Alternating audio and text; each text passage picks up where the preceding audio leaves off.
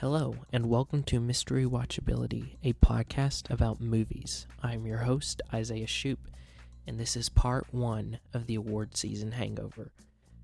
The award season is over. The Oscars are done. We are 2 weeks out. It was fantastic. It's time to reflect on the past season, discuss it with my fantastic guest that I'm having today. I hope you enjoy. It's just our schedules were really messed up. Yeah. It's crazy, man. And I had the wrong time zone as well, which was crazy. Yeah. But Yeah. it's like 2:30 right now where I am. Oh gosh. You're gonna need to sleep in. Yeah, don't worry. I got some sleep before, and I woke up for this. So Oh, well, that's good. yeah, it's good. Okay, so welcome to the pod. Glad you're Thank here. you. Introduce yourself to the listeners. Alright, so my name's Ami. You can find me on Instagram at mcufanatic3000. Yeah, I love movies. I love reviewing movies, and I love the Oscars.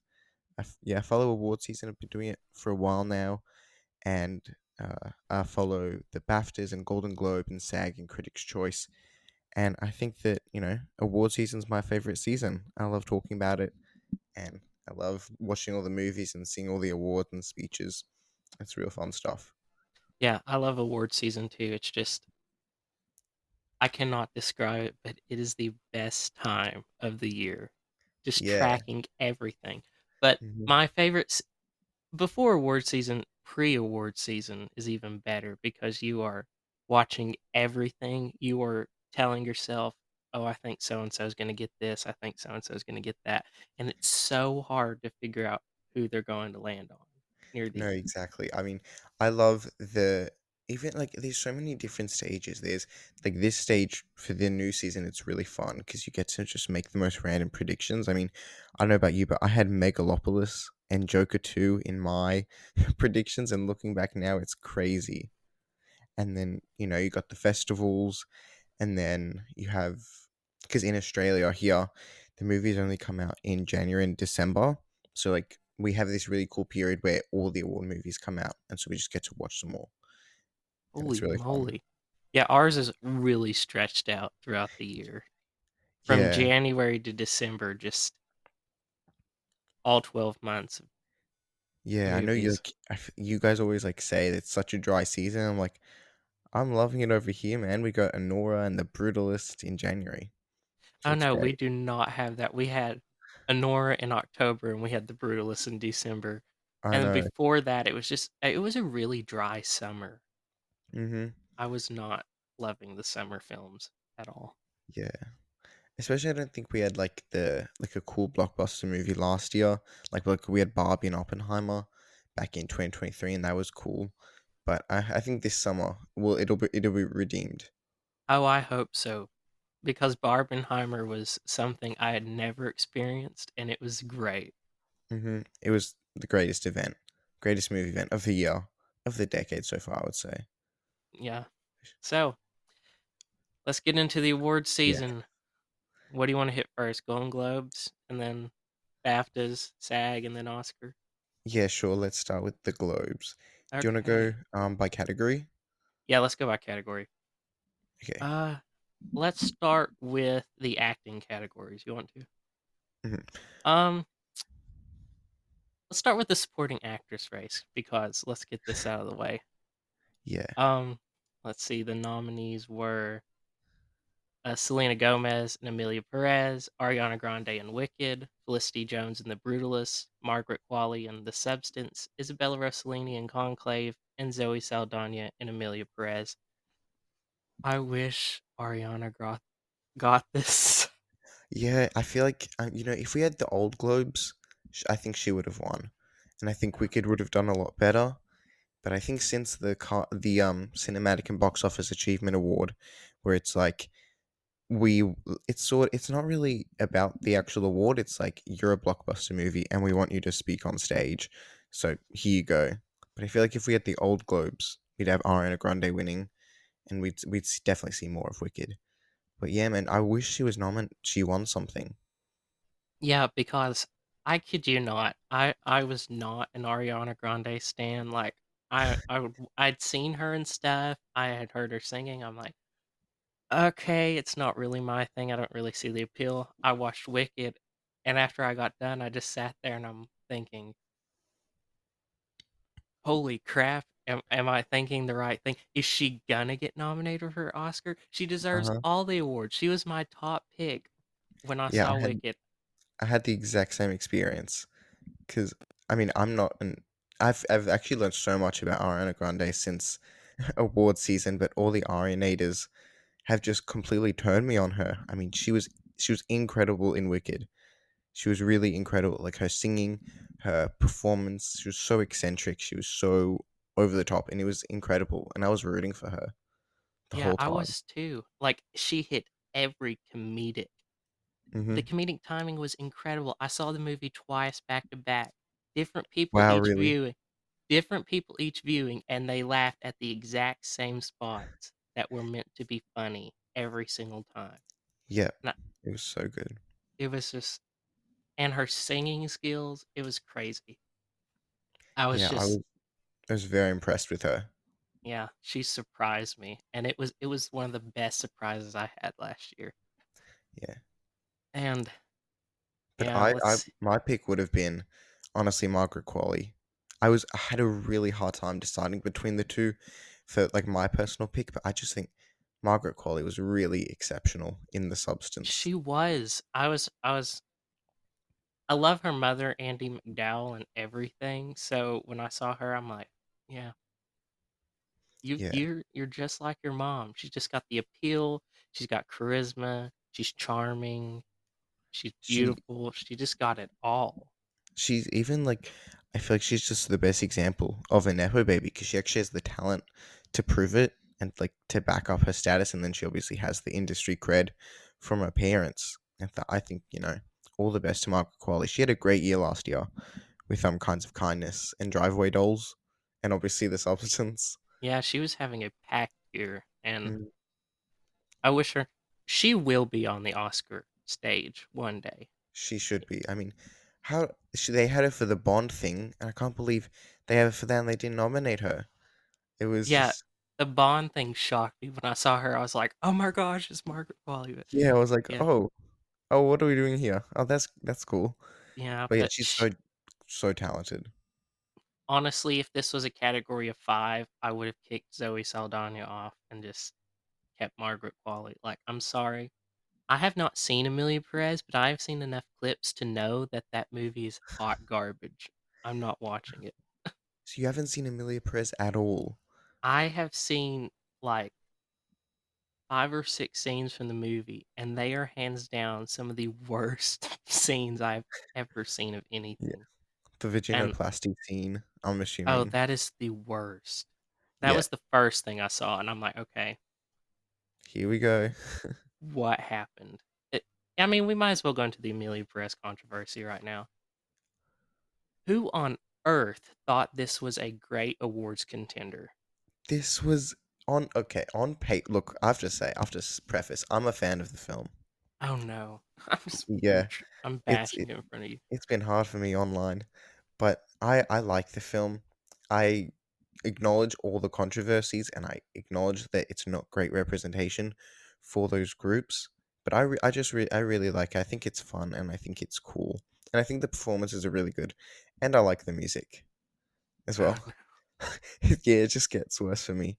But I don't support anything of what she's doing or the director. I think it's just terrible. No, But and they even got under more controversy because none of them acknowledged the trans community when they accepted their awards, uh-huh. or the, Latinx community, and that just made it that much worse. There's so many problems. I mean, people hate the movie enough, and then like the director's an idiot, and she's terrible. There's so much you can say about her, and then they just don't acknowledge anything. I mean, it just got so much worse for Netflix. There's so many better contenders as well. They could have picked to back this award season. They could have backed Maria or his three daughters, and but no, they chose That's Emilia Perez. that His Three Daughters is was a big snub for me. I really enjoyed it. Natasha Lyonne was great. I Yeah. cried for an hour after watching that movie. Oh, It she was was so really good. good, but Yeah, and the screenplay, I mean, I feel like you could have given so many of Emilia Perez's noms to just Maria and his three daughters alone. Like you could do actress, editing, cinematography, production for Maria, and then screenplay and supporting for his three daughters. I think you could have had a great package that could be even winning, but then Emilia Perez happened. yes, and I have never seen a movie with this much controversy at the awards. Yeah, I mean, I know King Richard had kind of a controversy, after Will Smith slapped Chris Rock, and yeah, that was big. some movies have controversies after, but I've never seen one from beginning all the way to the end and after.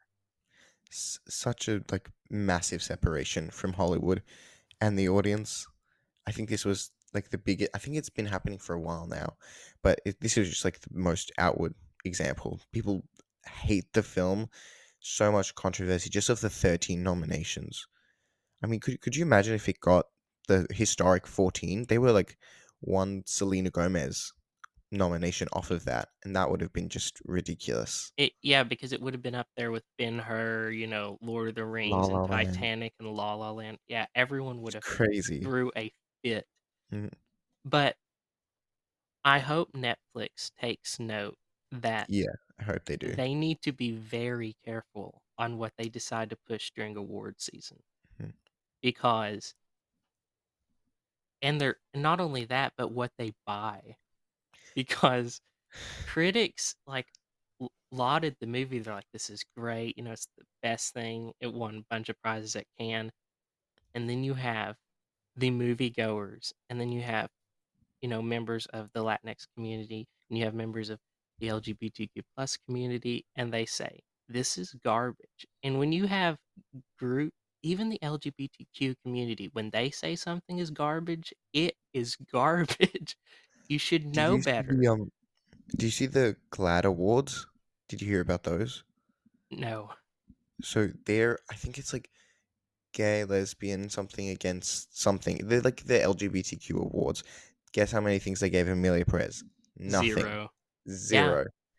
Yeah. You want to and talk it's about fair. representation and then they don't even get any awards there? It's ridiculous. Yeah, it was one of those you could tell they were every movie has a subliminal message or they're trying to represent something. You could tell during their campaign they were trying their best to force this upon everyone like, hey, this is representative of this group and that group, and this Yeah, is what you should think. And all the groups that it was supposedly air quote representing were like, no, this is nothing like that. We don't want anything to do with it. We exactly. shun the film. Yeah. I mean, it's just the biggest karma for Netflix about Carla Sofia Gascon and all her tweets and what she said. I mean, it really backfired in their face because I was genuinely concerned that that would win Best Picture, and you could see a package, picture, director, screenplay, supporting actress, editing, song. It was getting really concerning from And here. then the tweets came out and it was just boom. Mhm. I think the international feature category really says a lot. I'm still here, 3 noms against 13 noms for Emilia Perez to win is really crazy, and I'm just like, thank God that happened. We were saved. Yeah, we were. It was a crazy year. I think Netflix wanted it so badly that Yeah. they could taste because Apple got Coda and Yeah. Apple's a smaller streaming service. And Netflix has been around for a really long time. And I think they came so close over the years, with Marriage Story, The Power of the Dog, they could taste it almost. And they They just missed it. they had the wrong movie to push. And Mhm. because of that, all its controversies, everything just backfired. The campaign just ruined it. I think they're honestly gonna learn the wrong lesson from this. I mean, I think you should take away that you even if a movie has a great package, don't push bad movies for award season. That's just never gonna end up well for the audience or like anyone. I think you need to actually have good like content to back up the however many noms. But I think Netflix is going to take it as, oh, the audience didn't like it, and they're just going to try to find something more outrageous. And I just don't think they'll learn. I hope they do learn, but I'm with you. I don't think they really will. And I feel Yeah, bad for Zoe Saldana because she is great in the Avatar films. She is great in the MCU. She's great in everything. But because she won the Oscar for this film, this is gonna smudge her her career. I have a feeling that it will I because feel really bad for her. no one's ever starred in a movie that has won Oscars that is this controversial. Sure, that Crash beat Brokeback Mountain way back when, but no one in the cast of Crash has had even Yeah, that big of a smudge on their career. I Sure, some think of them have made bad movies, but they've never won an award for something this bad. she got out of the controversy unscathed, which was lucky for her. And I'm like, I love Zoe Saldana. I'm really happy for her that, we can say Oscar winner Zoe Saldana.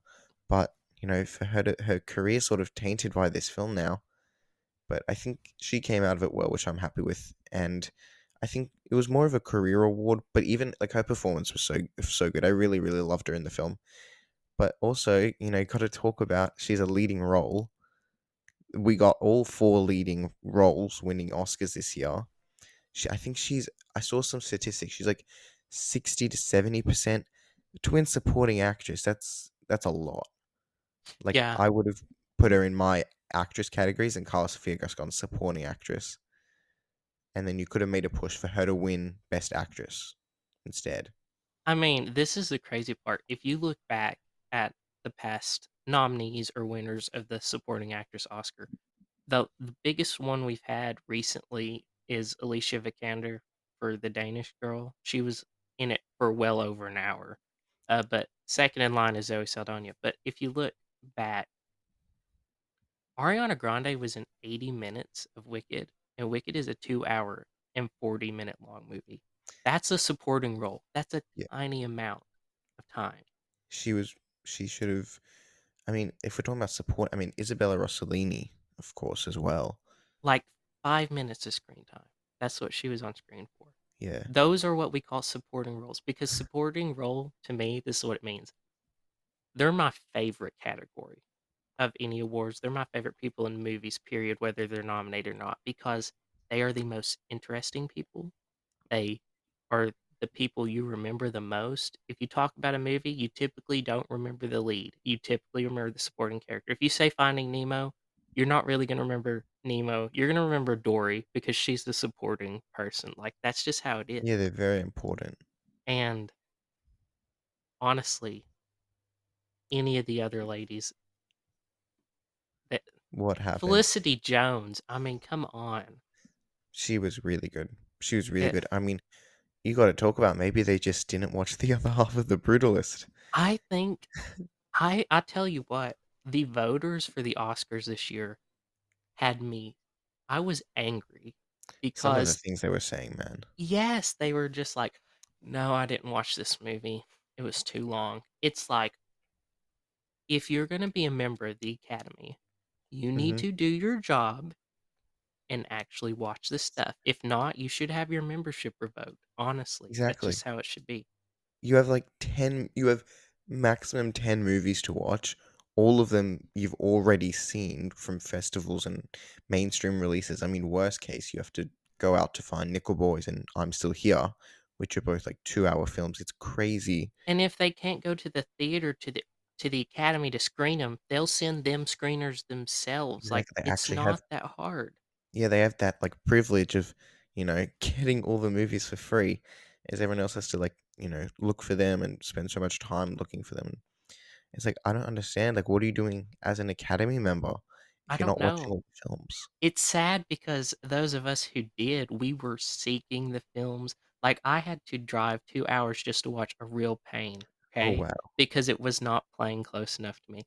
That's how desperate I was to see these, and then those who have it right there in their hands are like, "No, I can't, it's too long." Yeah. It's really annoying. It And then makes no sense.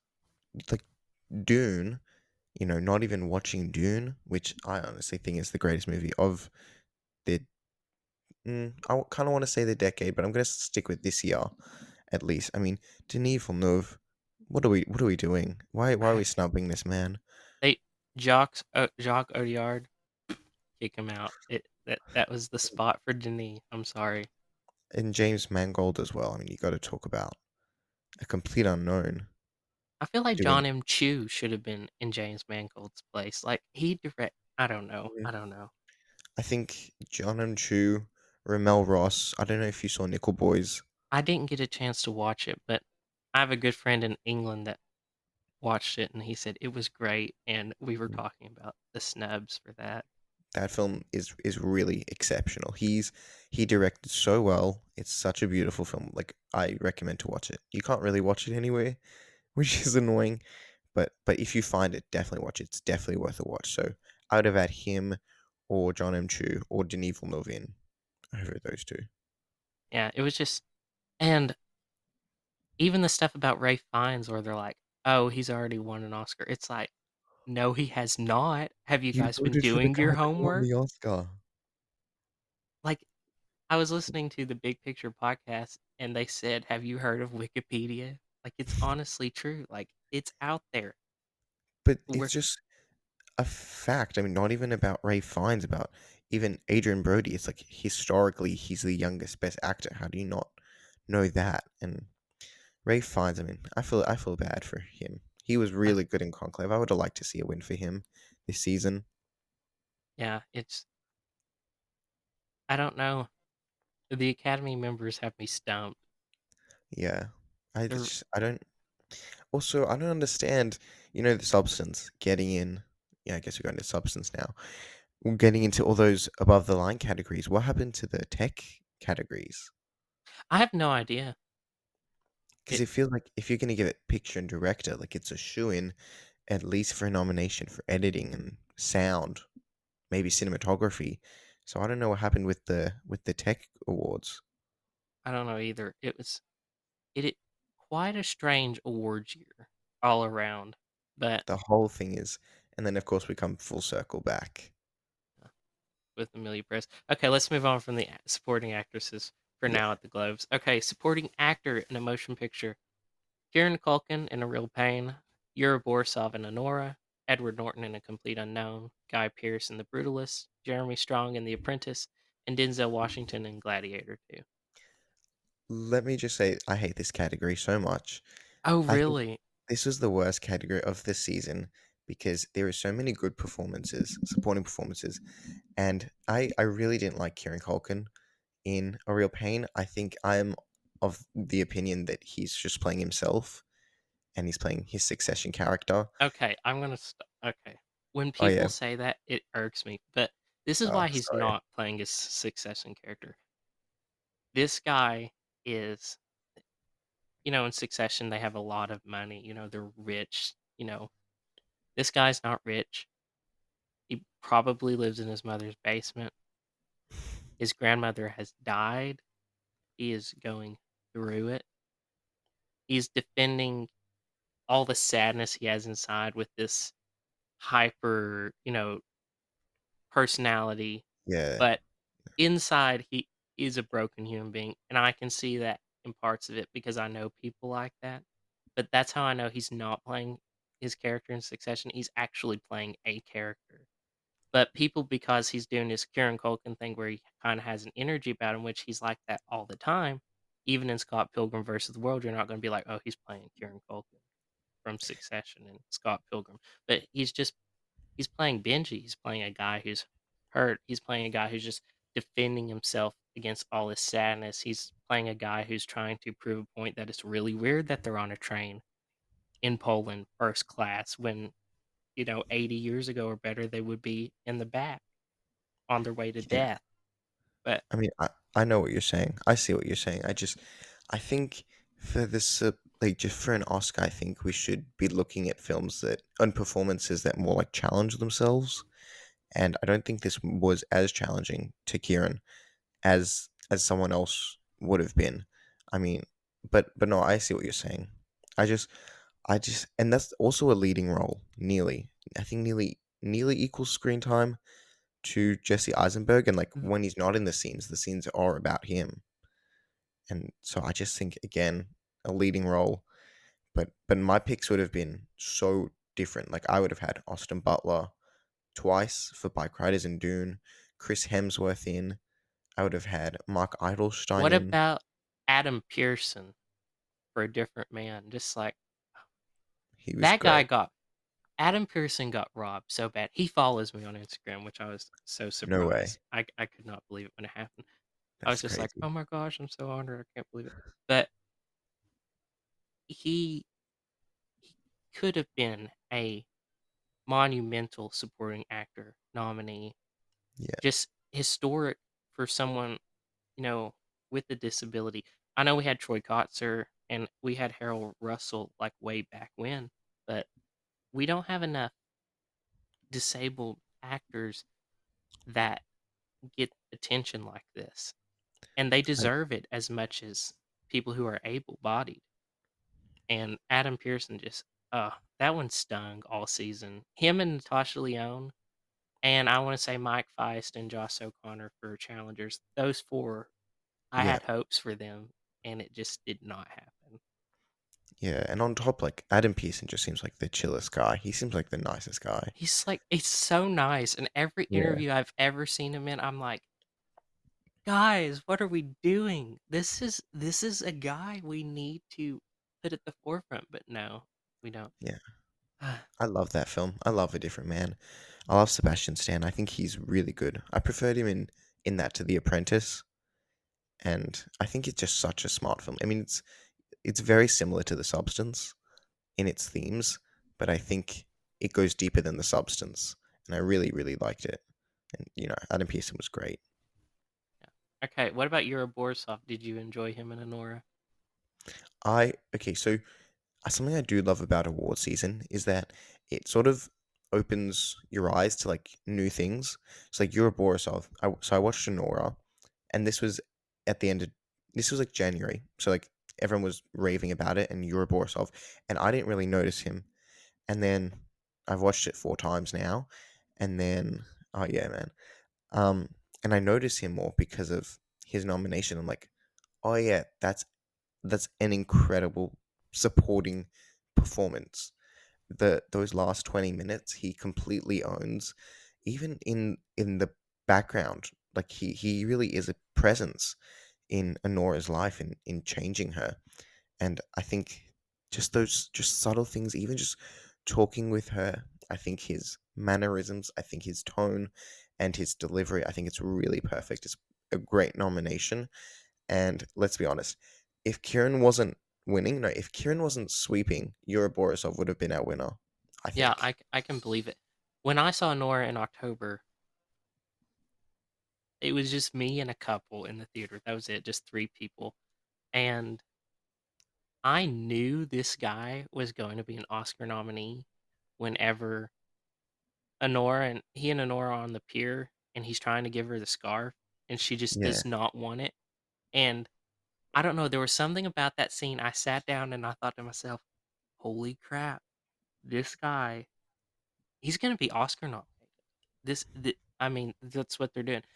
I've never been so confident in some of the nominees this year that I have been in my life, but I just knew that these were just different somehow, and these were he's. going to be the ones.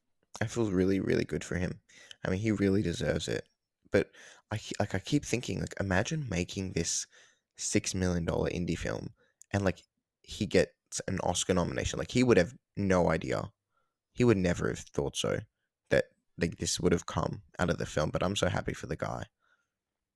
I am too. It's just great. Then you have Yeah, Edward Norton in A Complete Unknown as Pete Seeger.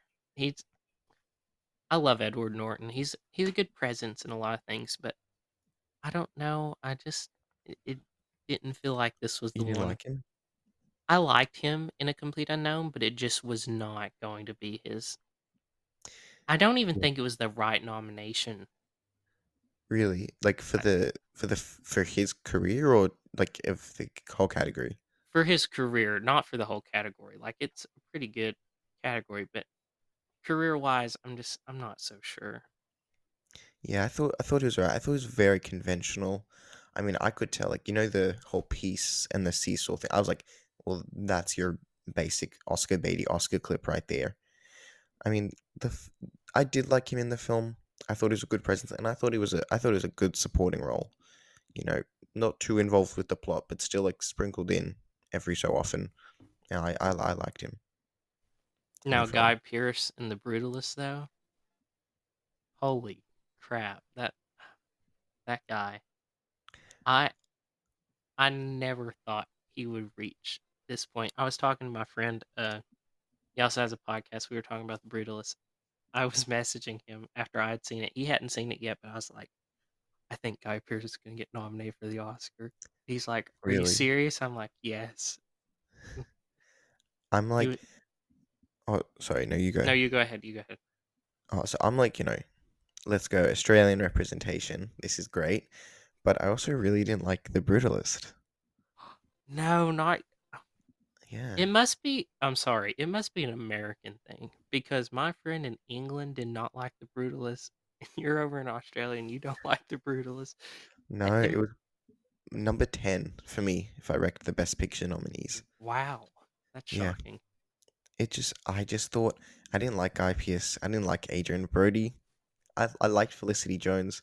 I just thought the film was overly pretentious.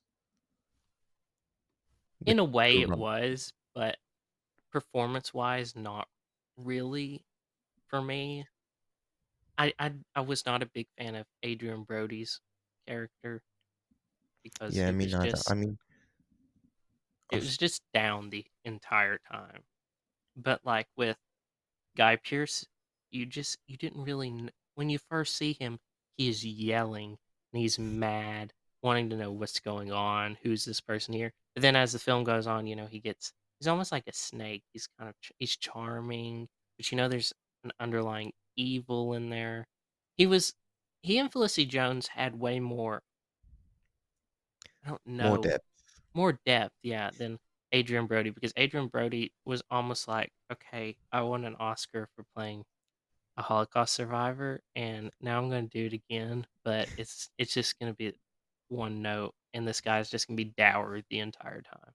Yeah, I just same as the pianist. I just can't connect emotionally with Adrian Brody. I think it's very cold and very empty, and I just couldn't get anything from him. So I didn't like him, and Guy Pearce. I didn't like either. I also found him a bit empty, but I guess it's to do with the film overall.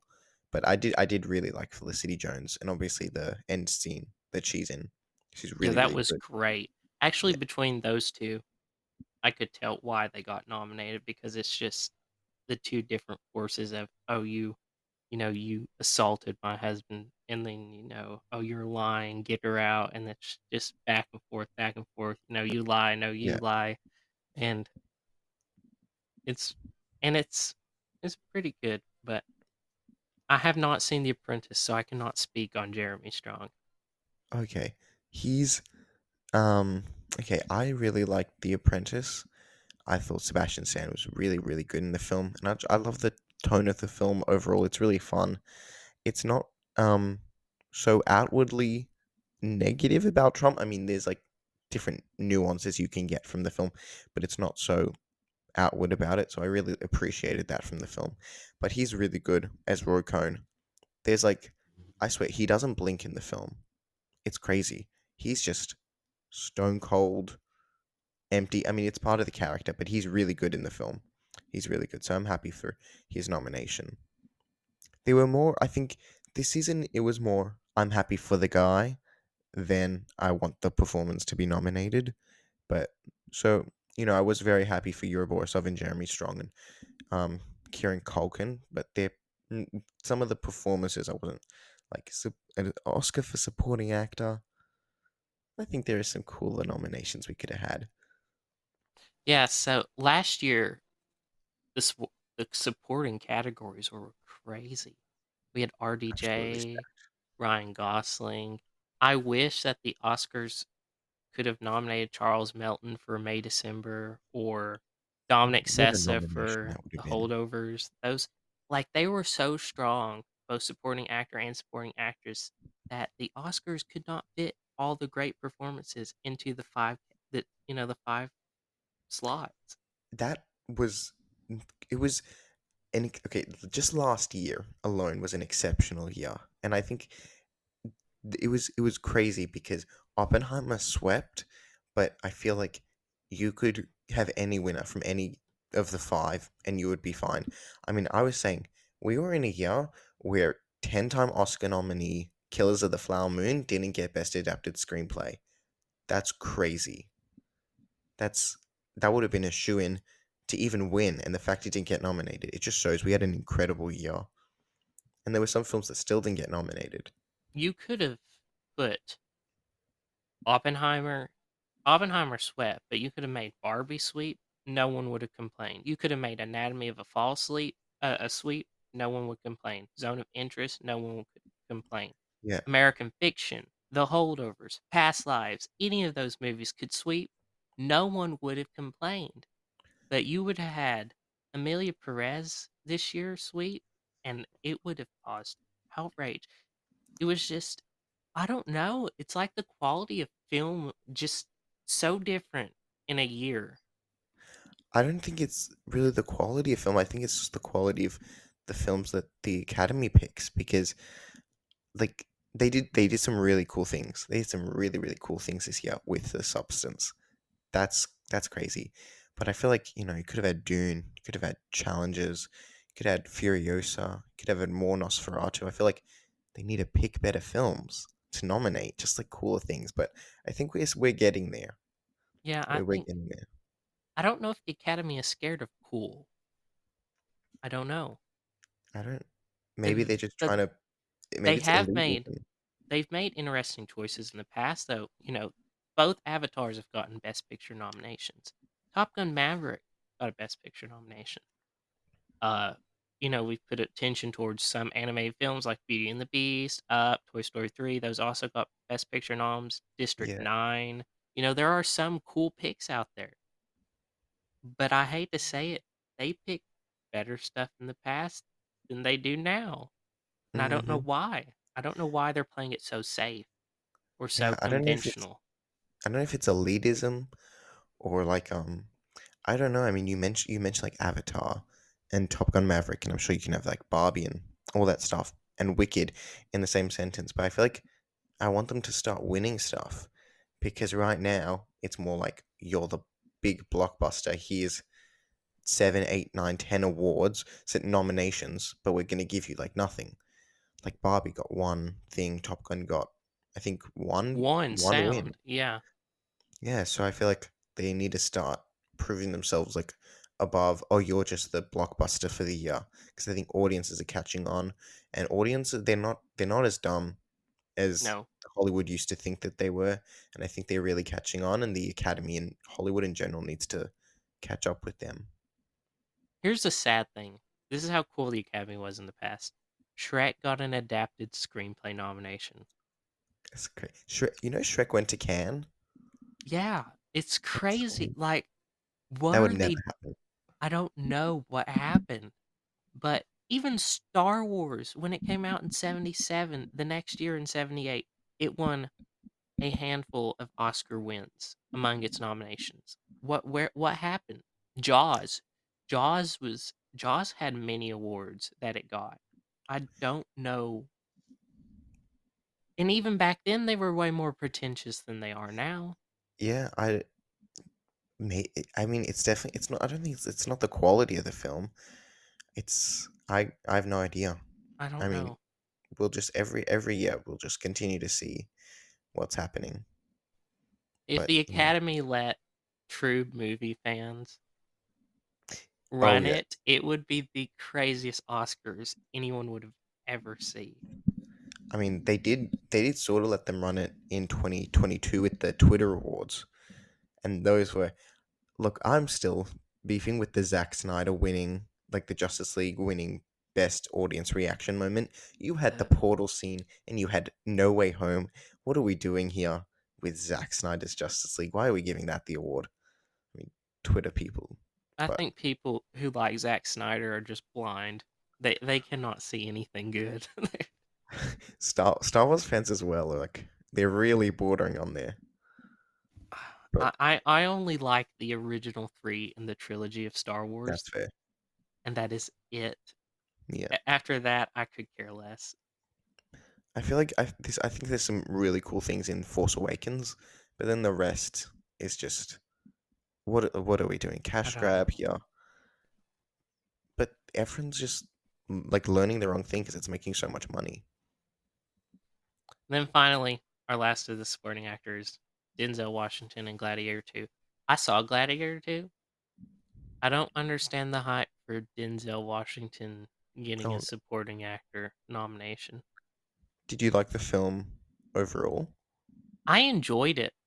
It was interesting, but it was not He's not your thing. it's just not my thing. I don't know why, but it just was not. Oh, so I've never seen no, I hadn't seen the original Gladiator, and I obviously watched it for the sequel.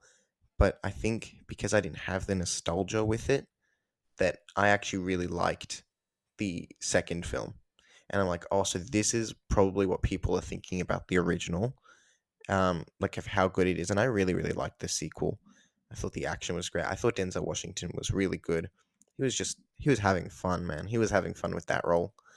But yeah, like something else I have to say, and I love about award season, it's crazy that like the winners and who we thought was gonna win, because I remember also like first reactions, Denzel Washington was said it was incredible, and everyone had him at number one, and then he didn't even get the nomination. Same with like Amy Adams for Night Bitch. And you remember when Saoirse Ronan was getting two nominations and winning supporting actress for Blitz? Yes. Like I just love the how it turns so much. It's crazy. And you can never expect anything. And I just love that Denzel didn't even get nominated for the Oscars and everyone is outraged. And Denzel Washington had to say, "It's okay if I didn't get nominated. I have two at home. It will be fine." Did he actually say something about it? Yeah, everyone was like, "Oh my gosh, he didn't get nominated." And he had to go out and be like, "It's okay that I didn't No get way. nominated. Like I've been Okay. nominated so many times. I have two Oscars at my house. It does not matter. It was a fun movie. That was it." You know? And people were just they did not know what to do. Wow, I didn't know he said something. I mean, I really loved his performance. But like, what do you think about not? Do you think if like since someone like Meryl Streep, who's been nominated and won countless times, do you think you should continue to nominate her, or like do you pick new blood and like fresh performances? Like, what do you do? It depends, because sometimes old blood like Meryl Streep, Tom Hanks, Denzel Washington, they can have a great performance. That is worthy of a nomination, and I say nominate them. But if you also have new blood like Mikey Madison or Fernando Torres or someone like that, and they give great performances, you should also nominate that. But it's also you have this it's very hard to choose, who you should pick because you could say, "Oh, the younger ones, they have time." What Yeah, happens if they die? You can't think of stuff like that because life is unpredictable. But, you could also be like, "Oh, the old ones, they've we've they nominated them might out." die. Yeah, what if they don't have one? It's just it's pick or choose, and I feel like Meryl is beloved, but I do feel like there is a group of actresses somewhere that hate her guts because they're like, "Oh, I should have gotten nominated for this year, but you know who took my spot? Meryl." Just Yeah, I feel yeah. I mean, and there's you got to also talk about winning with a career award. Jamie Lee Curtis, she knows exactly what she did. She knows exactly what she yeah, did. in her speech even, she was like, "Thank you, fans, for just, watching all of my B movies and everything." Yeah, And she shouted out all the nominees, like, "I didn't really deserve it, but thank you," and then that's that, and she knew that she didn't give the best performance of it all, but she's like, "Hey, you're giving this to me. I'm thankful for it. This is a career prize. I'll see you guys later." yeah. No, I mean, she. It's really hard because she does deserve an Oscar for her work, but it's so hard because there's no exact performance I that say you could True give it to. Lies. True Lies should have been hers. Oh, you think so? Yes, I love Okay. True Lies. See, I think with Zoe Saldana, she deserved the Oscar for the performance, and she was very, she had the career as well. So I love those sorts of things. But Jamie Lee Curtis, I don't even think she's the best in her movie. Stephanie Shu is right there. Yes, she was great, but you know what? There's no hard feelings between any of them. I feel like Angela Bassett though, she that was a Ooh, big deal. But I you feel know what? The Academy terrible. saw that. They were like, "Oops, we made a mistake. Let's give her the honorary Oscar the next year. That way she's not, I feel so holding bad any for grudge." Angela Bassett. I mean, she was in such a good position. I think she won the Globe, Yes, she won the Globe. and did she win the Critics' Choice? I don't remember if she won the Critics' Choice or not. I think she was maybe Critics' Choice, and then BAFTA was Carrie Kerry Con, Condon, yeah. and then SAG was Jamie Lee Curtis. It was a Yeah. very toss-up year. It was not a sweep.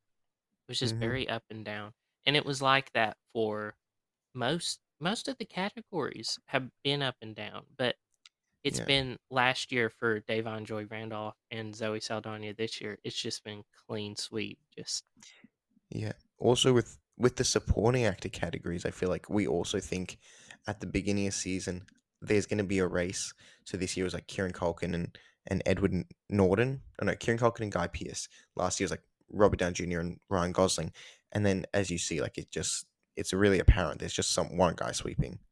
yeah, I, I miss the toss ups, but maybe we'll go back to that.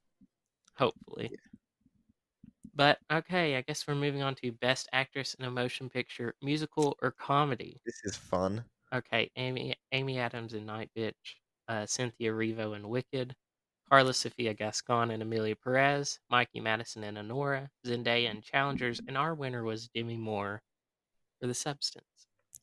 Great Who should winner. we talk about first? Because I haven't seen Night Bitch, so you can't get anything out of me on that. Okay, yeah, we don't need to talk about Night Bitch. Amy Adams got like one award for that. Okay, we're gonna. Okay, sorry, redact that. Okay, I guess Cynthia Erivo then. Sorry, Amy Adams, if you're listening. Love you in Arrival. Cynthia Erivo for Wicked. Yeah, I really like her. I'm really. I was shocked that she got the nomination for the Oscar. I mean, Globe and SAG make sense, but it's like this is you're playing Elphaba. This is crazy that she got the nomination, but it's so well deserved. The things she was doing, man. Like, do you see the behind the scenes? Yeah, she was singing live while being tossed around. Flying It, around the air. it was a What yeah. I saw that and incredible. like, I was just like, oh my gosh, she better be get. I've rooted for some people last season just so hard, like Ariana Grande and Demi Moore, because some of those they just surprised me in such a good way that I had Yeah. to just be on their corner, like, yeah, I'll cheerlead you on. And Cynthia Erivo was one of them because I hadn't seen Wicked yet, and because I saw the snippet of the behind the scenes, I'm like, oh man, I see what the Wicked social Yeah. media team is doing, and I know what Universal is doing. They're trying to get her in, and it's working, And it worked. I mean, and it worked. all props to them. I all season I was like, she's Margot Robbie and Barbie. She's gonna get snubbed at the end. Nope. People are gonna be there's gonna be a massive outrage on Twitter, and it didn't happen. And honestly, thank God it didn't happen because the Twitter timeline would have been nuts, and people would have gone even worse than what Margot Robbie did. But I'm happy for her. She's very deserving, and we'll see what she does this year. What about Carlos Sofia Gascon? Do you have anything to say that has not already been Oh, said? that has not. Okay. Um, I think she's worthy of the award. I would have her in supporting actress, and Zoe Saldana in actress. Yeah, that's what I'll say. I Okay, think that she's worthy works. of the nomination. Wouldn't give her the win, but yeah, Hey, Mikey Madison and Honora. really, really, really exceptional. I mean, I want to know from you, who do you give the award to? Just like not with like the Oscar, but like just with Globes, like Just Demi with or Mikey. Globes, Demi or Yeah. Mikey. Honestly, I would have made it a tie. That would Oh, really? genuinely, yes. because both actresses surprised me in such good ways because I saw Scream right before I saw Nora, and I'd seen Mikey Madison in it, and I'm like, she's in Nora. She's really good in this movie, but You like there's Sean just Baker? something about her. Yeah. I think I was seeing what Sean was seeing, but I'm just like, yeah, there's something about her. And I watch Nora, and I'm like, yeah, I totally see why. And it it's not like you think of a movie about strippers, you're just like, oh my gosh, it's gonna be this filthy, nearly like pornographic movie. It's gonna be this. No, that's not what it's about. Honora to me is about an American girl trying to live out the American dream of marriage and prosperity, and it just blows up in her face when she comes so close to achieving that American dream. Because even though you're born and raised in America, you can still have the American dream as much as an immigrant coming here. It's true for everyone. Hmm. And it just, it was the American dream is right there, but you cannot get it. And it's like that for some people. She was exceptional. She was She was. great. There's so. I mean, there's just the physical performance with the accent and the mannerisms and the pole. She did what, like 5 months for 10 seconds. She had to She fight for that trained 10 so hard. Like she was using the method acting. seconds. Hmm. And Yeah. I And was, then, like, I think Sean said that they couldn't even get a club with a pole, and she fought for that. She fought for that scene, which, like, damn right she should. You trained 5 months for a pole dancing. It's like a lot of work. yeah, But she made Honora into not like a sex object, but actually into a human being with emotions, with a life that has yeah, she lived dreams out a and girl. hopes. And she wasn't like, a hooker with the heart of gold either. Like she had some, a little bit of darkness Did to so much. her. And everyone was like, oh, this movie's just like Pretty Woman. Have you seen Pretty Woman? Have you seen how it ended? It ends really good. They end up together. No, it's she becomes Definitely not rich. Pretty Have you Woman. seen Honora? It's nothing like that. And people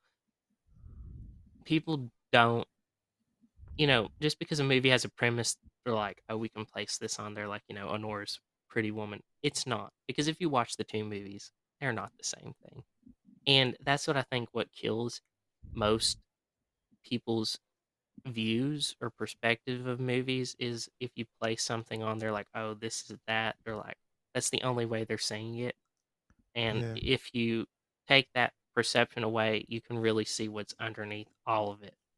And Honora wasn't really a pretentious film either. It's just a no, movie about a girl who wants a good life, a husband, money, not power, but just, money, just to be well off, to know she's financially secure. But no, she doesn't get that.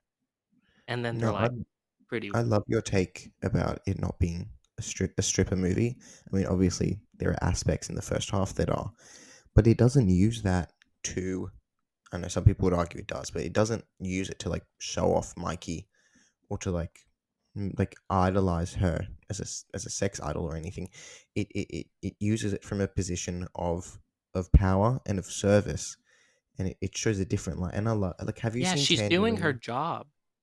Yeah, no, it treats it like another job, and but then because of her work and the nature of her work, there's different parts of her that she has to change and adapt to. I think it's a brilliant film.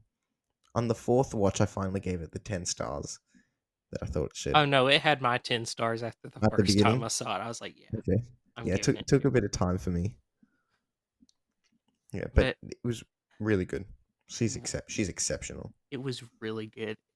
I was I'm just happy. When I got out of that movie, I just felt even though it ended on such a downer note, for some reason I felt good after I left it in a way because I didn't see anything like that all year, and it was refreshing.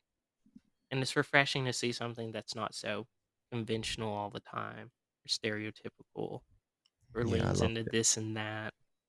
Just something that defies expectations just a little bit. Just feels like something new, breath of fresh air. Well, on the complete opposite hand, you got Demi Moore for The Substance, and let's like appreciate the fact that this happened at the Oscars. This is crazy. You would never, like, no one in their like right mind would say she's a Best Actress nominee. Like, obviously, we all want that to happen. When I watched the film, I was like, I know what this is. At the end of the year, when people post about what got zero nominations but should have won the Oscar, everyone's going to say The Substance. But no one can say that because it got five nominations, and I think it's the greatest thing. Yeah, I Uh, Incredible. I saw it, and my hopes were after I saw it. I was like, Margaret Qualley and Demi Moore, just like, please, Yeah. please. If the Academy knew what was right for them, they would nominate this movie. Like, please. And horror films don't get a lot of, attention from the Academy, which is a shame. But if you look at four Best Actress winners we have are from horror movies. Kathy Bates in Misery, Jodie Foster in The Silence of the Lambs. Um, hang on, were there four or was there three? Anthony Hopkins won. Anthony Hopkins won actor. I'm probably just thinking actors, not actresses. And then you have Natalie Portman in Black Swan. Yeah. And Yeah. no one really acknowledges that as actual history making, but it is.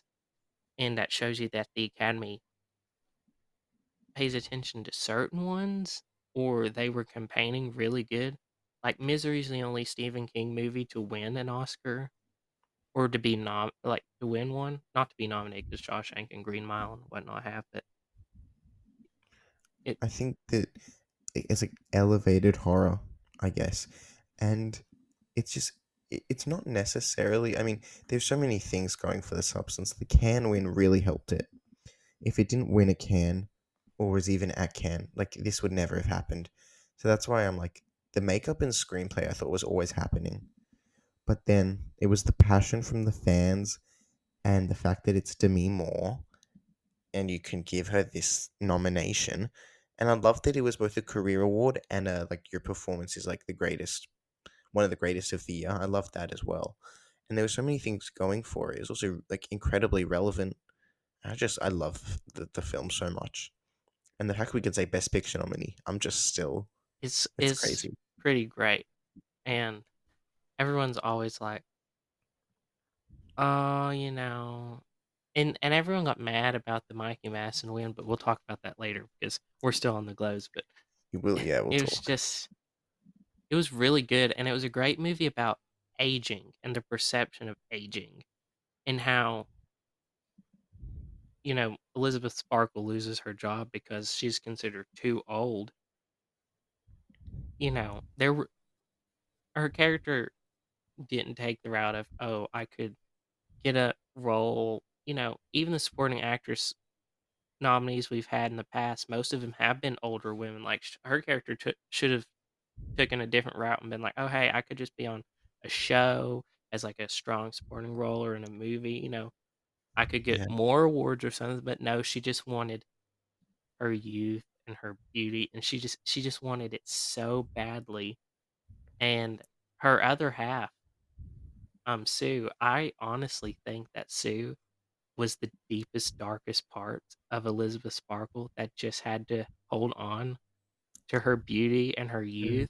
And because of that, that's what really put the nail in the coffin for Elizabeth Sparkle, because she just ended up haggard and old, and because And dead. the and dead, because the darkest part of her came out as Sue, and that's just what ruined everything. But that's just my opinion. I haven't gotten that from anything else, but that No, I see. I agree with what you're saying. I think more than I think you can see it as a horror film and as like a fun time. Oh, no, about fun, but a enjoyable time. But I think at the core, it's a very, very sad film, and the scene of the mirror scene, of course the Yeah. mirror scene that really highlights it. And I think it's really just a character study about this aging woman in Hollywood, or not even Hollywood, but just how she connects to herself. She's so isolated, and because she has no friends or family to turn to, she's just completely left to her own opinion and thoughts, and it literally eats her up. I think it's a very sad film. Yeah, it is. And finally, we have Zendaya in Challengers. That was Challengers was unexpected. It was fun. I Yeah, have thoughts on Justin Kuritsky and Celine Song's relationship in real life because both films center around thruples, and I seriously think there is a third somewhere out there I want to know. that I want to know exactly what's happening in that because house. there's something because you do not make husband and wife do not write two original screenplays about thruples and odd twisted. Hers was not as twisted as his was, but Oh, definitely not. I don't know. I have questions. I mean, she has a new film coming out, so we'll see. And We'll see what it has happens. Pedro Pascal, Dakota Johnson, and Chris Evans. And I swear, if it's another throuple, Okay, we're onto I have something. concerns. Yeah, we'll see what happens with their relationship. I mean, who do you think the third one is? I have no idea. But We'll keep an eye out.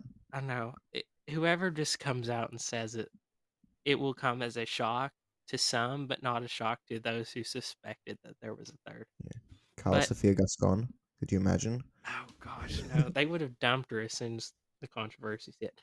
Uh, but Zendaya was really good in Challengers.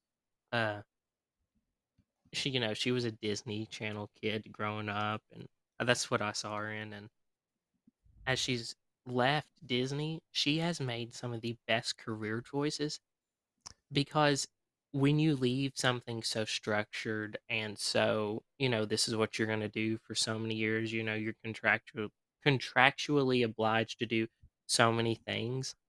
That way you don't really have creative control over yourself like Disney does have over people. Zendaya, after she left, she made really good choices. She did Euphoria. She joined the MCU. She is doing films with Denis Villeneuve. She's doing a project with Christopher Nolan. She's working with Luca Guadagnino. She's doing all of this stuff that she was even in The Greatest Showman. Sure, that movie didn't get the highest ratings and whatnot, but it was a complete 360 of what she had been doing because her character in The Greatest Showman is in a biracial relationship, stuff like Yeah, that. That's just most people don't do that because if you look at the past, you're just thinking, what happened after you left? But she had a really solid idea of what she was going to do, and she impresses me every time she does something. she was. I saw this tweet saying, everyone says, "Oh man, Zendaya's everywhere nowadays." I think she's only in about six feature films. Oh yeah, I think like the two Dunes, the three MCUs, and challengers. challenges, and that's just, I mean, that's really really impressive work. I think her and Sydney Sweeney, they're both coming up actresses, also producers. They know what they want. They're business savvy. I think they're making it work for what they want. I think, and she Zendaya produced challenges, so she's now producing work for herself. And I think the Christopher Nolan Odyssey is going to do really well for her career. And I'm very excited to see where she goes. I think she's proven she's more than like a just a celebrity actress. And yeah, her role in Challenges was really good. It was a silent role, but there was a lot of power to it. Yeah, And tennis monologue, and the way she's very intent at watching the matches, I think yeah, it's really good work from her. So I'm happy with her nomination. Comedy musical, that's questionable. that's challengers has funny moments in it. It is not a comedy. Yeah, I mean, If it's not as bad as May December last year, No, and that comedy movie musical. was not a comedy. What are at we all. doing? Whoever was laughing in that theater needs therapy, and we Yeah, no, it's exactly. I because, feel like. that Oh, film's sorry. Yeah. about a woman who sexually abused a child, and they end up married, like, years down the road with children who he's actually not that much older than. Like, It's just that's so bad. and then there's an actress coming who's also kind of going after the husband and trying to take down and cause a mental breakdown of his wife. That's not funny. That's not Yeah, funny in any way, but it's definitely not a musical either. no. But I don't know, maybe the butterflies made it funny? I have no Yeah, idea, the but hot dog line. yeah, maybe that. I don't know. I have no idea. Yeah, I don't know what's going on with the Globes, I don't know. Maybe but the Globes need an investigation like the Oscars do. Just, like, go and do see they? what's Yeah, going on. we need to see what's happening there. Okay, best actor, musical or comedy. Sebastian Stan won for A Different Man. Congratulations. We applaud. We approve. Jesse Eisenberg, A Real Pain. Hugh Grant in Heretic. Gabriel LaBelle in Saturday Night. Jesse Plemons in Kinds of Kindness. And Glenn Powell in Hitman. Mm. This is my favorite category, like Oh, actor musical comedy. Maybe not this year, but I love actor musical comedy because I think there is such because I think the Academy always goes for such dramatic performances in the male roles, bar maybe like Ryan Gosling recently. And I think this category, there's so many cool films. Like I loved Kinds of Kindness. I thought Hitman's great, A Different Man is great, Heretic is great, and I love that this category shows like really cool performances that would just otherwise never get awards. And I think this year was really, really good. it was. There's just so many. I don't know about Gabriel LaBelle though. That's Yeah, maybe aside from him. yeah. He was great in The Fablemans though. I'll give him that. But which one to start with? Uh, I think we talked about Sebastian Stan already. yeah. So what about No, we the didn't get to Sebastian Stan. oh we He's didn't in oh yeah, we two. see Yeah, we animation. haven't even done the dramatic actor part. Let's save Sebastian Stan when we get to The Apprentice, and we'll do Yeah. both together. But I guess Eisenberg. Let's start with him. I guess. Eisenberg like there's something to say that he writes roles for himself and that he directs. I think it's very, very impressive. It's like a whole like he is a real pain, pretty much. But I think he's also playing himself, or not necessarily himself, but a very similar version of himself and of like the social network. Like there's some frenetic energy, some nervous like An energy that anxious man. yeah. And I think but it's also like he's like that in real life. So I feel like look, I want to commend a real pain for feeling very realistic, but I think a lot of that has to do with the very natural performances. Which I mean, it makes sense because Jesse Eisenberg wrote the film with him and Kieran in mind. So I guess that makes sense why it feels that way. But I thought he was all right. Preferred him as a writer for that film. I like Eisenberg. He's always been a good presence in anything, even if he does have that anxious energy. He's always a face you're happy to see. Because except for in the Dark Knight, not the Dark Knight, but Yeah, I Batman was about versus to say Superman. even Lex Luthor. Lex Luthor was the worst. But if we just remove that from history, everything else, you're just happy to see him. Okay, Hugh Grant and Heretic. This was my Oscar hopeful. That did not happen. That would have been something. I mean, his post COVID career as a It's been whole is just awesome. I'm on thoroughly fire. impressed. That the dude's crazy. Like Wonka, like even Paddington He has got a and great Heretic. agent. He's really good in the film. Really nails some of the monologues. I mean, I didn't even know I'd learn about the history of Monopoly. It's No, like I me know all neither. about it. And it was Yeah, but incredible. he was really good in that film. And So I think I'm happy for him. yeah, I'm happy for him too. But as a film of like covering like the crisis of faith, you know, honestly, The Exorcist is way better at this for some reason Yeah, because I do see it as like a crisis of faith film. This mother who doesn't believe in God or anything, but her daughter is possessed, and she has to really, deal with herself like, oh, do I believe in God? Will this evil force get out of my daughter and stuff like that? And then Heretic is like, this man lures two young women to his house, not to do anything sexual with them, but to basically Entice. entice them and also set them up for failure in a way because Yeah. he he is such an intelligent guy that he knows more than likely he is going to win.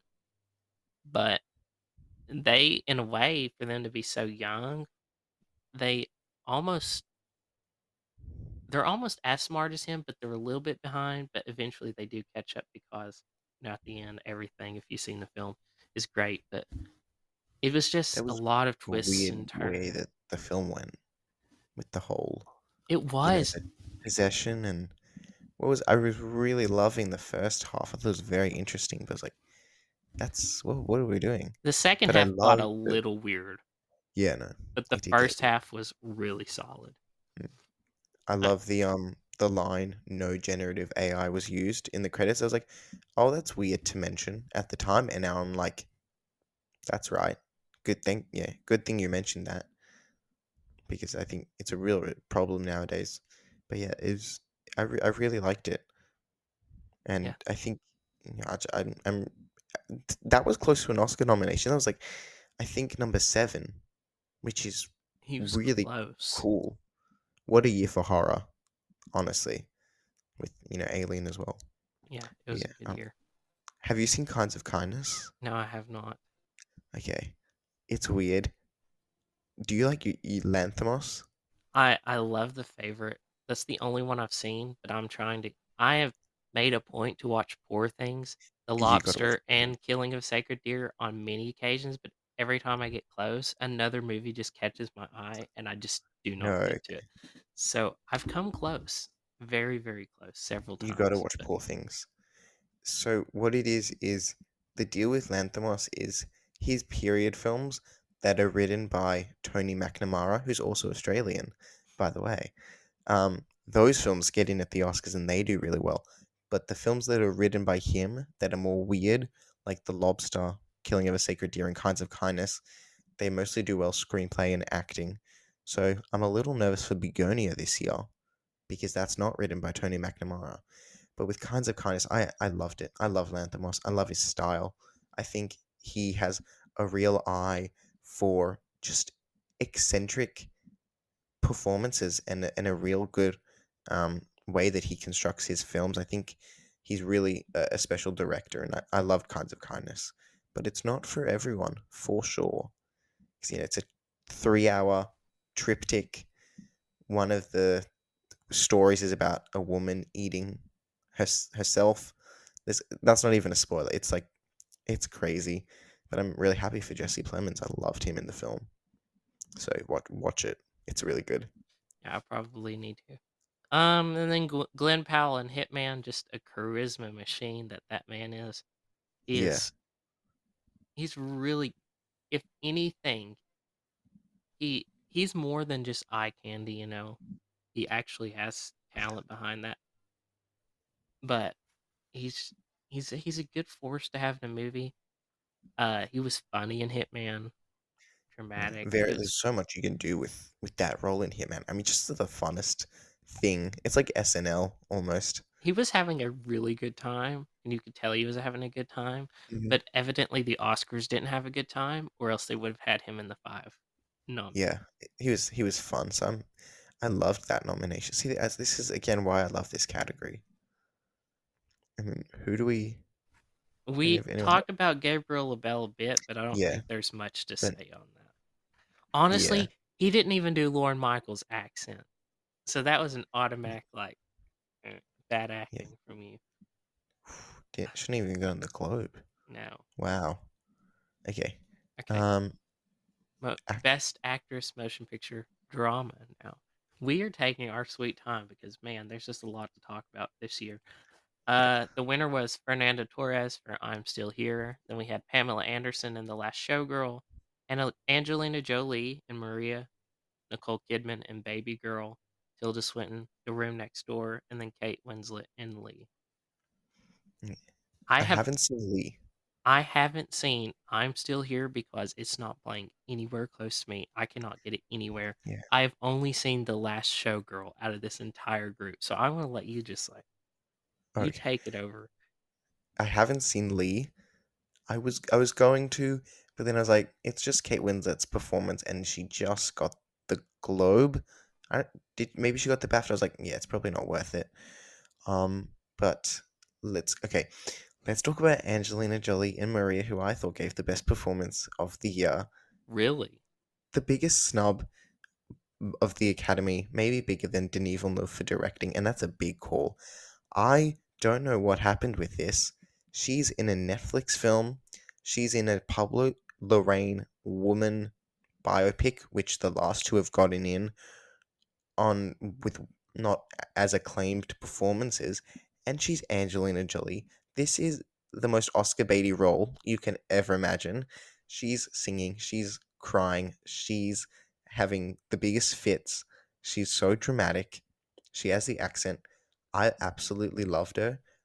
I'm very taken by Oscar bait, I know, and I was very taken by this performance. It's so good. I don't know what happened this year.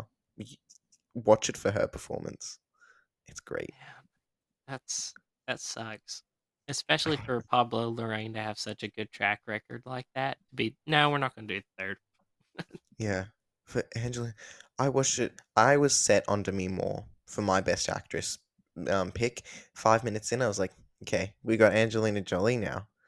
And I Oh, just, yeah, I thought she's incredible. Anyone listening, please watch the film for her and the cinematography, which is also good and Oscar nominated.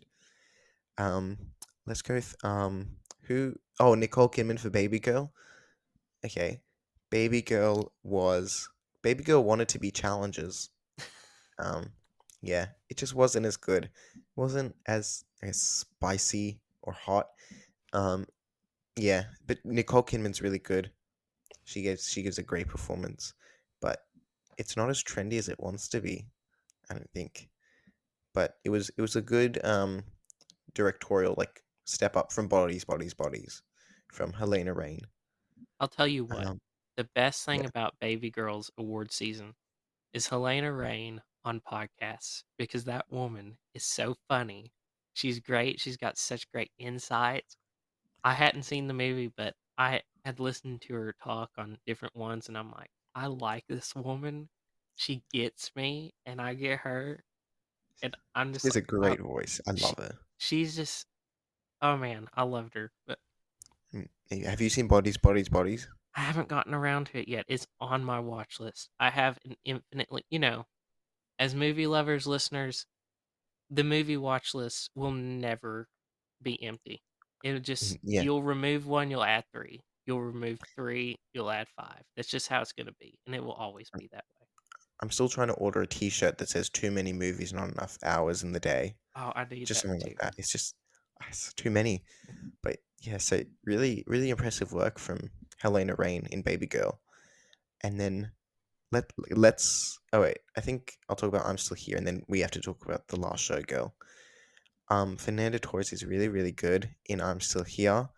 I can't believe she carried the film, and the Brazilians carried the film. They saw those three Oscar nominations and were like, "We have power. Look at what we've done." I'm really just happy for her. The Brazilians, if you would comment anything on any social media platform, they would eat you alive. They are Because fierce. um I honestly thought it was Demi's year, but it ended up being Mikey's year, and we all didn't know it. But even they didn't know it. But they were so firmly believing that I'm Still Here was gonna get it, and I'm just like, I had to let them down a little bit easy. Some of the ones I interacted with, I'm like, I'm sorry guys, but she won the Globe, but this was later on the season, and she hadn't won anything else, and I'm like, it's not. I said I don't want to be like mean or anything, but it's just not looking that way, Yeah, and they were like, I was like a lamb, and they were like wolves, and they were trying to they're coming devour after you. me. And and then even after Mikey's win now, they're all over the place saying, "Oh, Fernandez deserved it. Fernandez," and I had to be like, "Listen, guys, I'm sorry. Mikey won. Demi lost. Fernando lost. It is over. We cannot do anything about it. Let's leave it be. And they will Watch them pitch I'm not. Still Here too. I need to watch it. But, You need to watch it. I mean, kudos to the Brazilians for being so. They were persistent. They were They were on persistent. every They were post. ready. They were ready at the governor's ball before that movie premiered in the States. They were like, Fernando Torres for the Oscar, Fernando Torres for the Oscar. And I'm like, guys, this movie hasn't even came out over here yet. We don't know. And they were just, and this was in November or October when they were doing this. So they were ready at day one. If they had a better awards run and released the film earlier, because you see the passion that was at the Oscars, we I do think we could have seen Fernando Torres take something else. We could have seen also the movie in like screenplay or director. I just think it was the timing. But for the timing and for the surge of passion, I mean, Emilia Perez was going down just as I'm Still Here was going up. It was perfect. And obviously that one international Yeah. feature. And people were having such problems. Like, I had to talk to another Brazilian on YouTube. They were like, "Oh, because it was Mike Madison's Oscars press room," and they said the Academy doesn't like English. No, don't like foreign language films because no one's ever won one. And I was like, "Hold up, I'm sorry. Have you seen the film Minari? There's a wonderful lady called Yo Jung-gun who won as a grandma. Yeah. She's speaking Korean the entire time. Yes, she speaks some English in it, but 90% of the role is in Korean." And I'm like, what about Marion Cotillard? She spoke French during the entire La Vie en Rose. What about Sophia Loren in Two Women? She's speaking Italian Say the entire time. Troy Kutzer. Troy Kotzer, in sign language. I was just like, there are movies that have won where they're not speaking English. It's just what the Academy decided on, and you cannot do anything about it. It's written in stone already. Just leave it be. But oh my gosh, I feel like if they had even more, I guess if they were even more, International. yes, if they were more international, they'd do good. But if Brazil is, if they had gotten a little bit angrier after the Mikey Madison win than they are right Ooh, now, I feel like the Academy would be getting death threats or something like, "Hey, yeah. I mean, we know that they're getting threats from the Arianators. oh man, they're getting threats from I see, like, the Academy everybody." keeps posting about Ariana Grande, and I'm like, stop it. You are just It's you are like just calling for it. It's like that, Jimmy Kimmel joke he did last year where he was like, "Margot Robbie and Greta Gerwig didn't get nominated for Barbie," and the entire room's like, he's like, "Didn't they do a good job?" And they all clap, and he's like, "Don't clap, you guys didn't You vote didn't for her. nominate him. Yeah, you didn't nominate her." And it's almost the same way with Ariana Grande. It's like, "Don't do that. Yeah. Yeah, you It's didn't like know. you No." have no. What are you doing? Yeah. Okay, let's talk about The Last Showgirl. What are your thoughts on the film and her performance, Pamela Anderson? I did not get the Jamie Lee Curtis hype this year for the supporting actress, which will be coming up in BAFTA and SAG, I think. But Pamela Anderson was good. Um, she and Demi Moore, started off as like sex symbols in the '90s and the '80s, and th- now that they're becoming older women, and Pamela Anderson's going like makeup free, and then Demi Moore's just being like, "Listen, it's okay for women to have fillers and stuff like that." They're embracing their older age. They know that they're older now, so they're not really trying to go revert back to playing these younger roles like some actors do because they just cannot let go of them. But they're they're learning to accept their age. They're learning to move forward, age gracefully, and they both had career comebacks. And I don't really like the word comeback, but just new career heights. Yeah, like not a resurgence, but more like good films. Like It was one it of just those like simply. when an actor does a movie like those and they get attention for it, it's one of those like, "Hey, I was here the whole time. You're just now seeing me. Don't worry, I'm gonna have Yeah. more to come." And I feel like both actresses will either be Oscar nominated again. Like Demi Moore or Pamela Anderson might be Oscar nominated, or they're gonna get really good projects. I hope so. I hope I hope that's what this means for them. And even if you don't win an Oscar, being Oscar nominated does really good stuff. I know Demi Moore. She's doing another film this year. It's not an Oscar thing. I would love for it to be, but I think she's gonna get more scripts, and I'm really excited for her and for Pamela Anderson. I loved The Last Showgirl. I think her performance was really incredible. There were so many scenes um of her, like when she says that, like she says I'm 57, just coming out and saying that, in her audition thing, the scene where she's running to the car and like screaming to Brenda's song, I think, and the final scene, of course, of her like smiling, looking really cheerful, and there's a real sadness to it, and I really loved her performance, and seeing her de- decline and sort of come out and realize what's going on. It's really heartbreaking, and I loved her performance. It was very really good work. It was really good. The Coppolas, they're just all talented. Even though Yeah, Francis didn't have a good year, he's still a talented man. Um, yeah. There's something there. yeah, there's something to that family. Someone needs to Yeah, get married in or something so they can get a little bit of that. Okay, finally, we have made it to Best Actor, Motion Picture Drama. Adrian Brody in The Brutalist, which we actually talked about earlier, so we can yeah. ignore that. Timothy Chalamet in The Complete Unknown, Daniel Craig in Queer, Coleman Domingo in Sing Sing, Ray Fiennes in Conclave, and Sebastian Stan in The Apprentice, and we're going to combine that with A Different Man as well. So I guess Timothy Chalamet. I feel so bad for the guy. I know this man. He has, for someone his age, to pick them Just the last 5 years, the let alone the whole career. really good choices. Really, really good choice. If To you look at have that filmography and those directors and actors, it's crazy. And he's 29. yeah, he's 29, but if you look back, like even when he first started, he has been in two Luca Guadagnino films.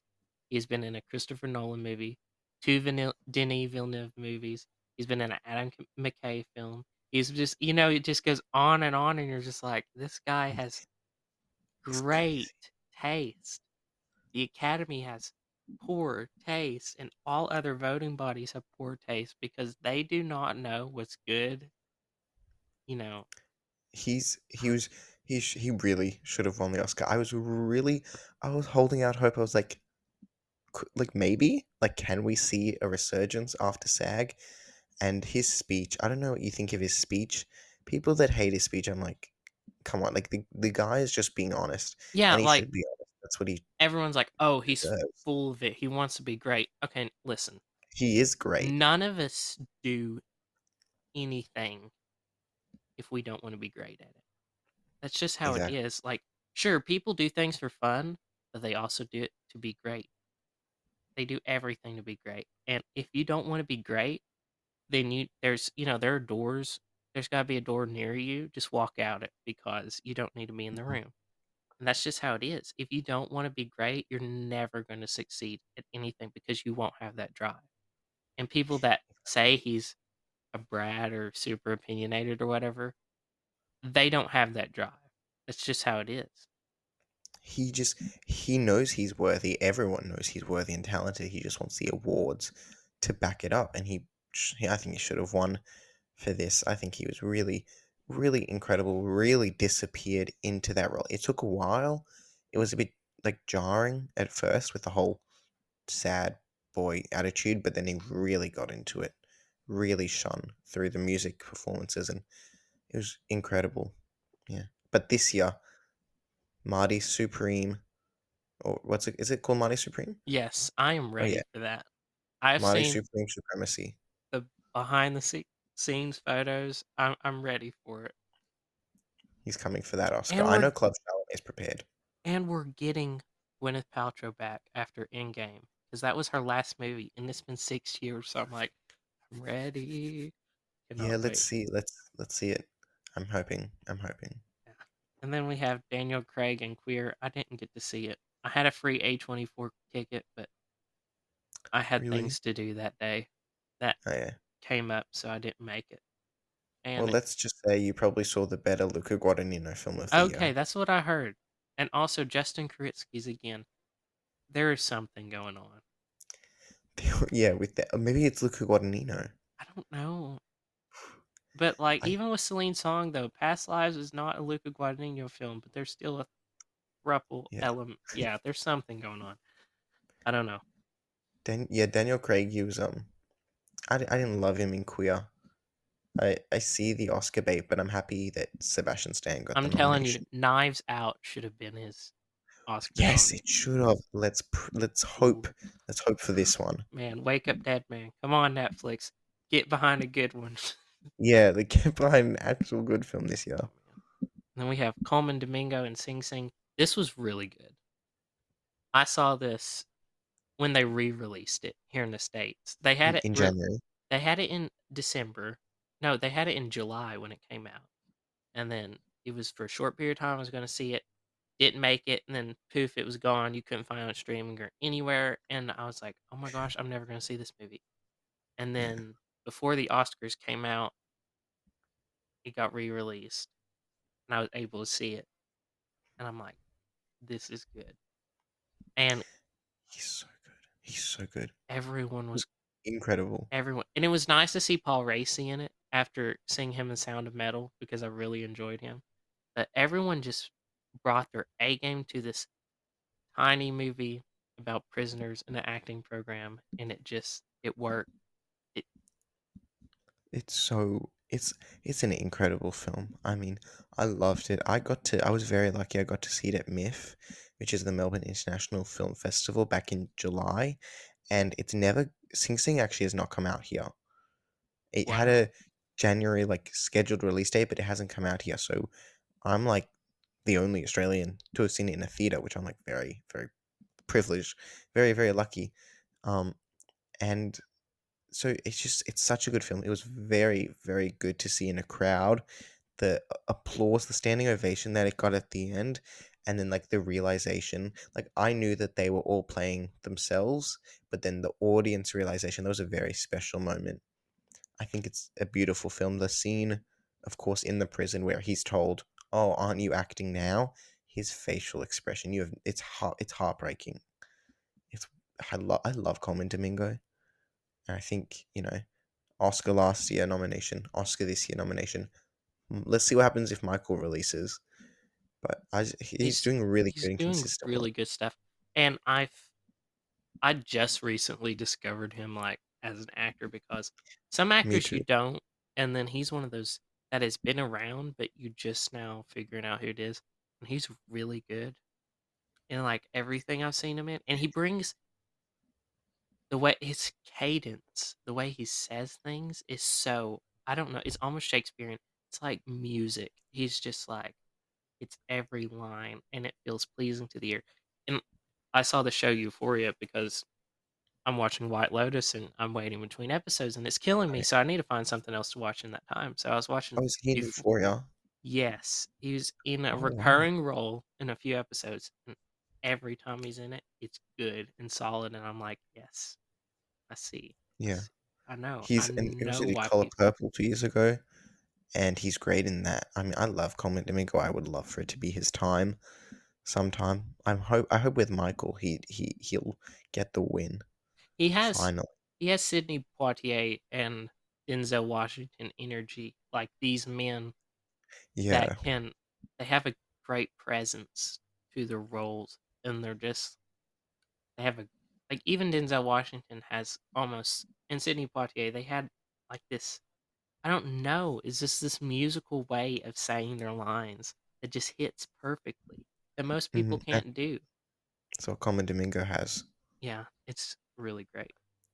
And then Yeah, so are we up to Sebastian Stan? no, Ray Fiennes, Oh, bless Ray him. Fiennes, okay. The poor guy cannot catch a break. Nominated for Schindler's List, lost to Tommy Lee Jones. Nominated for The English Patient, lost to Jeffrey Rush. Wasn't nominated for The Grand Budapest Hotel, What are we lost doing? to Eddie Redmayne. and then nominated for Conclave and lost Adrian. This is so He's sad. I feel bad for him, man. I mean, he's great. I mean, I was I had a wild experience. I watched Grand Budapest Hotel for the first time last week, and then I watched Conclave right after. I was like, range, The period. guy That's has what it. this is. Yes. I saw the Grand Budapest Hotel years and years ago, and I've only seen it once, but that movie has not left my mind since. Oh, It it's so it is good. just that good, and his performance is He's just great. so funny in that movie. Yeah, he's great. I don't know how he didn't get nominated I with don't like the know 9 either. nominations. It's crazy. But for Conclave, I I really liked his performance. I liked it more on the second watch. I think he's really good at being slow and observant. Like I see why he didn't win because it's not Oscar baity. I think he could have made it Oscar baity, but I'm glad he didn't because it's a very slow and observant role. And there's a few scenes where he has outbursts, but other than that, he's just like examining everyone and being a silent presence. I thought he was really good in Conclave. I was surprised he didn't get any awards with the film. Yeah, I know. I was hoping in a way it was between him and he and Timothy Chalamet in a way, Yeah, and it was I don't know, our lead categories were slightly better than the supporting categories. I think so. I It agree. it's just I don't know. It was just an odd year, but finally, Sebastian Stan. I hadn't seen The Apprentice, so you can talk about his Donald Trump. Yeah, so he's really good in The Apprentice. You might have seen like people saying he's not the SNL type of Trump that you would expect.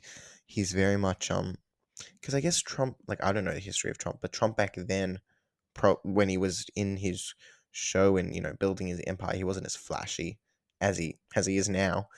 But I think Sebastian Stan's really good.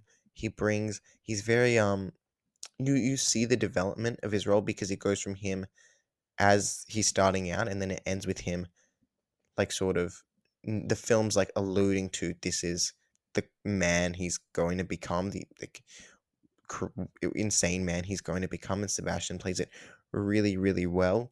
How he was influenced by Roy Cohn, the lawyer, and how his self was like sort of stripped away and built to be more cold and more of a steel center.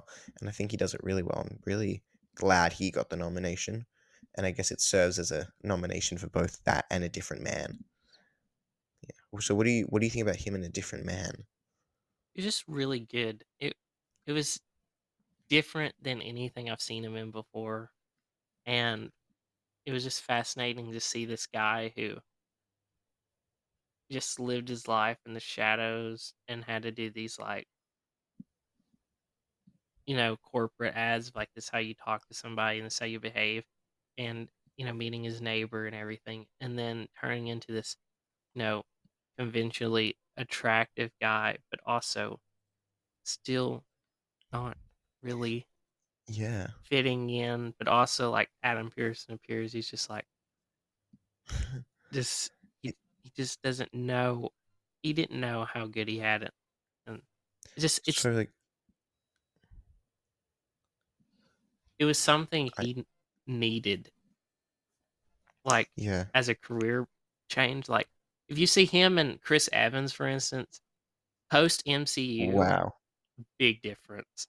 Like, Big difference. Sebastian Stan's done like really great stuff, and he comes out with an Oscar nomination and a Golden Globe win, and then you see Chris Evans, and he comes out with five terribly rated movies and nothing. Oh, Red One. I don't even want to get me Did started you on Red One. see on Instagram where they have the budget of Red One, Yeah, and they and the have A24 films. like 8 A24 movies, Yeah. and they both make the same budget? Is that not Such a crazy? what it'll come out with the Electric State. That'll be the next one No, the that they'll do Electric the graphics. State has gotten What are we I don't doing with this high know. budget I films? don't know. Like, you watch, like, The Brutalist, $10 million. Honora, Honora, $6 million. Best Picture winner. Listen, this is the crazy part. The Shape of Water. only costed like $20 million to make, okay? Wow. That's essentially an independent film, Wow. and it looks That's better incredible. than a majority. The Substance was like $18 million, okay? Like, these are It's low budget movies that look 100 times better than $200 million budget movies. I Knives don't Out only cost Knives Out and Challengers were roughly around like 40 to $50 million. really.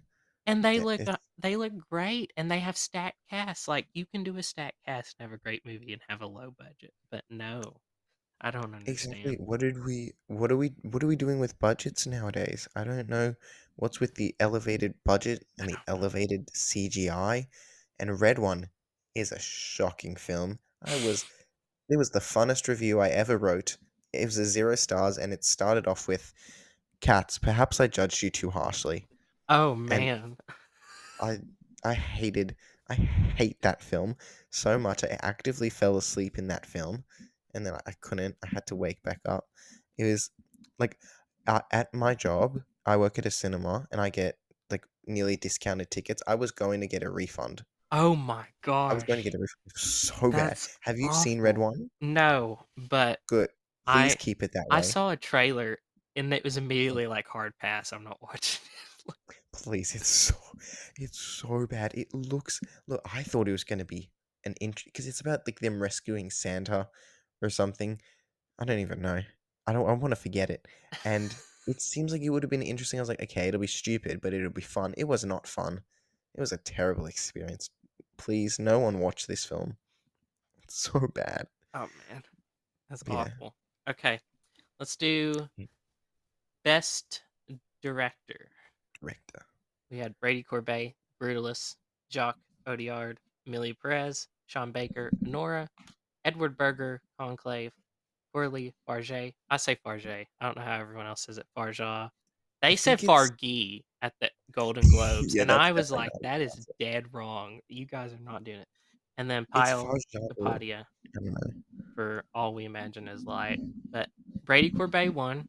I was very happy with that. I had no Yeah. qualms or anything against that. Sean Baker or Corley also would have been great winners as well. So Yeah, Coralie would have been a great winner. She was she was really she direct. Did you see the 30-minute like little behind the scenes documentary? I haven't gotten to yet. Okay, so I recommend anyone listening. I think you look up the substance behind the scenes. It's 28 minutes. And there's different clips of it on YouTube and social media. The way that she directs it's incredible. You know the back but like bubbling? That's real. No CGI. The back opening, I'm pretty sure that was real as well. They did it all practically. They filmed like the elevator scene with the ear falling off. It was all done practically. It's incredible, incredible direction, and I love the film. I love her film Revenge that she made before. I don't know if you've seen that. I haven't gotten to yet, no. But I've heard So a that's lot of that on the great list. things about it. Yeah. So she was a great nomination. And then, obviously Sean Baker won 4 Oscars, and he's really good. I think, and I think Honora is underestimated as a director film. I mean, I guess not anymore after he won the Oscar, but it was very impressive from him. Yeah, everyone's talking about the Honora campaign because Neon put 18 million behind it. Everyone's like, "Oh, Neon bought the wins and everything." No, No, are because people saying that? people are saying it. They're saying that because they put 18 million behind it, Neon bought the wins for Honora, which is not true because every film that was nominated had money put into a campaign and the Yeah, studios backed that campaign. No one bought their wins. The studio themselves puts up the money for those nominations, and because people are don't know how campaigning works, they honestly yeah. don't. And those that don't, if you do not know how campaigning for an Oscar or any film award works, don't comment on it. But There's I think there's and something to say about oh sorry, I think there's something to say about passion, about something like Past Lives getting in with 2 nominations, or Nickel Boys with 2 nominations. But I think a lot of it is campaigning. Like, you can get in as a passion pick if you come out early enough in the year. Like even Everything Everywhere, if they didn't campaign for that, that still would have done relatively well. But I think campaigning has a lot to do with it. Yeah. Yeah, and you can argue, about campaigning and oh, that's how everyone wins Oscars. Well, if you look at Amelia Perez, for instance, they campaigned really, really hard. They still came out with Yeah, they two did. Oscars though, but retrospectively, we will look back and say that was the worst campaign in the history of all campaigns, and that will People are saying it now. People were it's saying it during the campaign. it's it will go down as the worst Oscar nominated film in the history of the Academy Awards. If something Yeah, else well, tops it, and if something else does, I will be shocked. But could that would be terrible. that Could you was imagine this year if there's something worse? Snow White gets Best Picture. I'm gonna just die. Wait, but I'm nervous about Snow White because like this is ridiculous. It's not going to happen. But it's co-written by Greta Gerwig.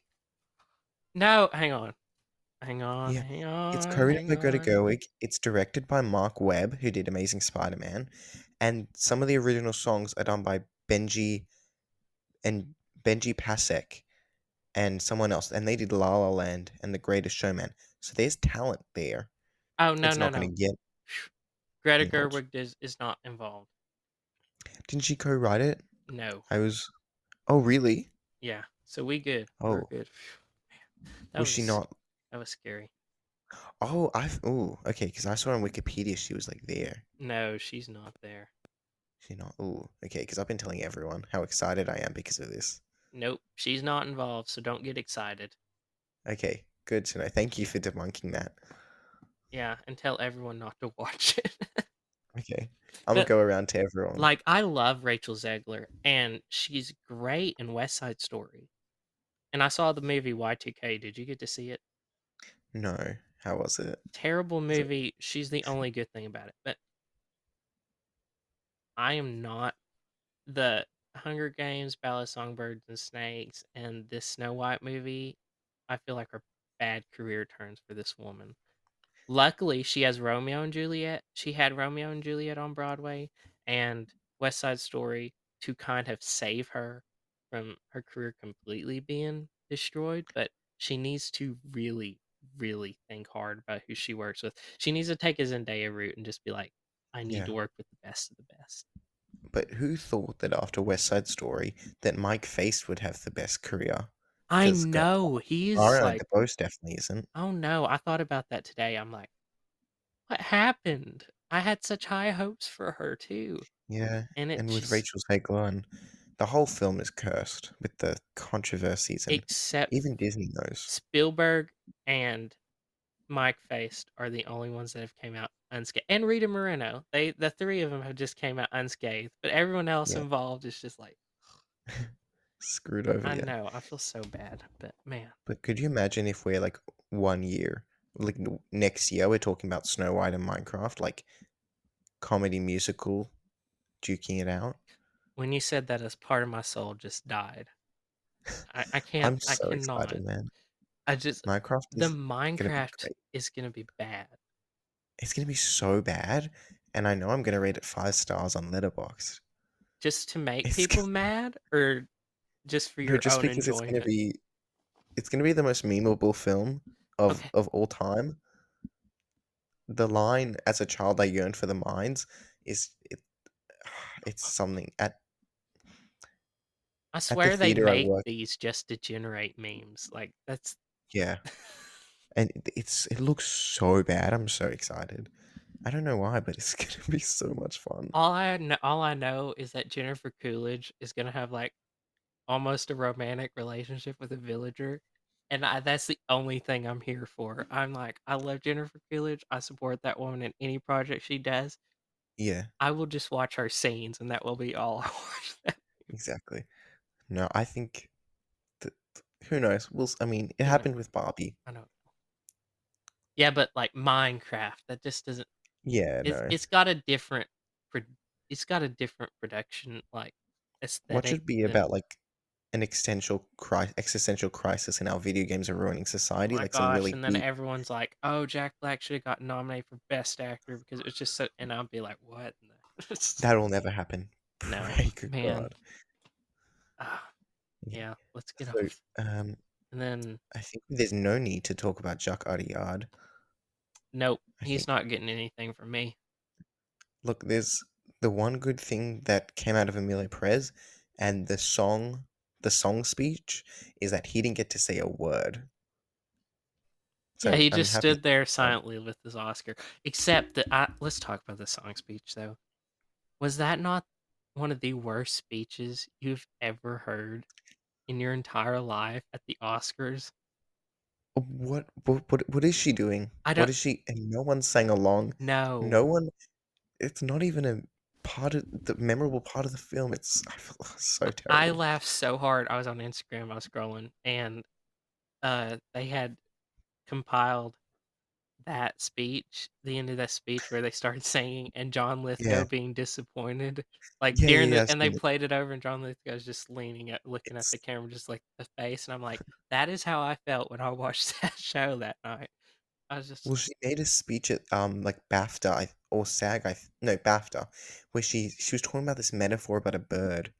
I don't know if you saw it, but it was the most random ass speech. And so when she gave this, I was like, okay, get her off the stage. She should not be making speeches. yeah, and the amount of people that got played off too was crazy. Yeah, but she did the Ratatouille song. I know that is what's the biggest letdown. I'm like, What happened? I What don't happened to know. her? Netflix bought her out. I have a feeling Yeah, like, no, Netflix. oh, Hershey Netflix. What a mess that song category Oh, was. it was the worst. Sing Sing was the only good Right. song.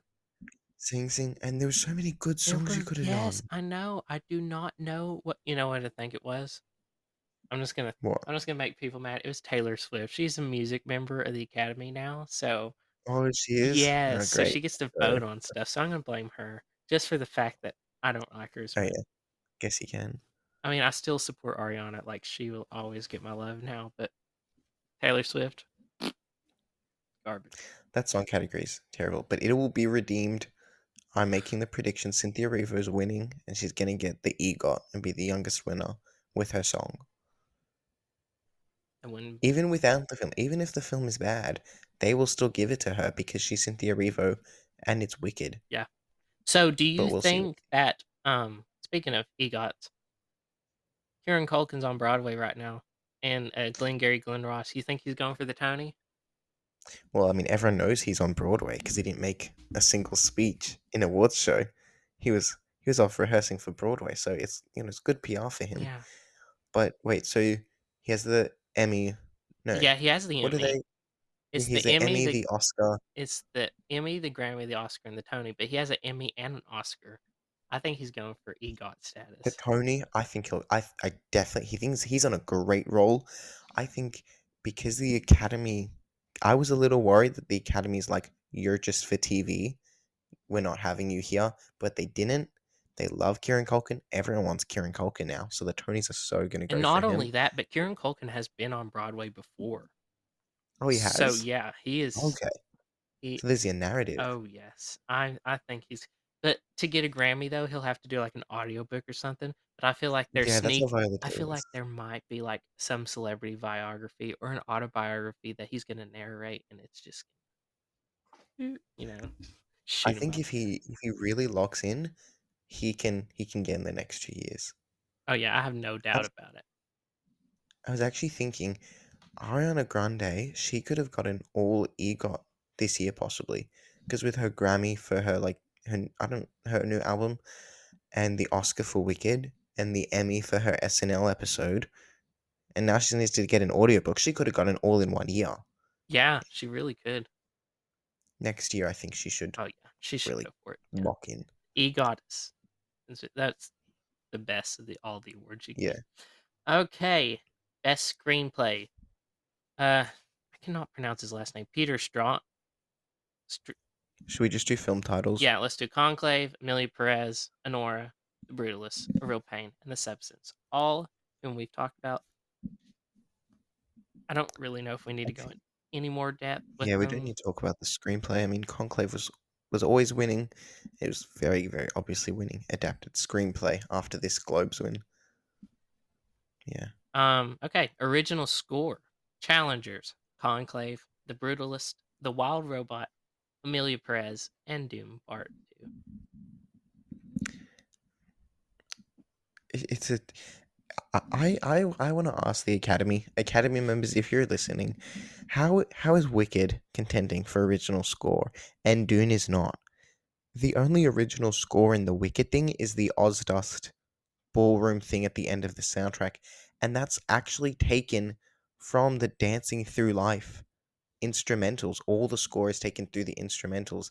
How is that a score and Dune is not eligible? I the okay, so the music branch is very, very complicated because Godfather Part 1 had a score nomination in the 70s, got marked out because it said it used another piece of work. But Godfather Part 2 got a score nomination and won. Does that make sense? No, it does not. But there's something in the branch that I don't know what they're looking for, but I I guess they thought that Doom Part 2 was like okay, so for take Wicked for instance. Wicked was originally a play, it was never a movie until now. When you're on stage, if you're watching a musical or something, what you hear is just like little motifs or whatever while they're just getting the next scene ready. That's Yeah, it. But like as Wicked as a whole, I think they were actually creating a score to get emotion and everything. But like Doom Part 2 though, I think it was almost verbatim of Part 1 put into you Part think so? 2. And I think that's why the Academy's like, no, it's not eligible. I have no idea. I'm only press member for the Academy. I'm not a Yeah. voter, so Oh, I yeah, I cannot. wanted to ask you about that. What does that mean? Like, did you go to the Oscars? Okay, so here's how it goes. No, I did not go to the Oscars. But this is the best part. You can apply, you have to apply under um whoever you work for, or say for like me, I had a podcast, that's what I went under. Uh you have to apply for it, of course, they have to read everything. And when all this stuff comes around, you get access to past and present Oscar photos that have been taken at everything. Like if you want to use them, you have to send an email saying, "Hey, I need the permission to use this on like an article or whatever video." That's so And when the nominations roll around, as soon as the nominations are over, they will send you an entire detailed email about the records of each and every movie. This is so and so's first nomination, second nomination, blah blah blah. Stuff like that. You get wow, emails about who the presenters are going to be. This is what the format of wow. everything is going to be. This is who your host is. Um, you can, I can go to the Oscars, but if I did, I would go to the Academy Museum while it happened. And I did apply to go this year. It didn't go through, so I'm going to try again this year, just in case. Who doesn't want to Yeah, go to the definitely. Oscars?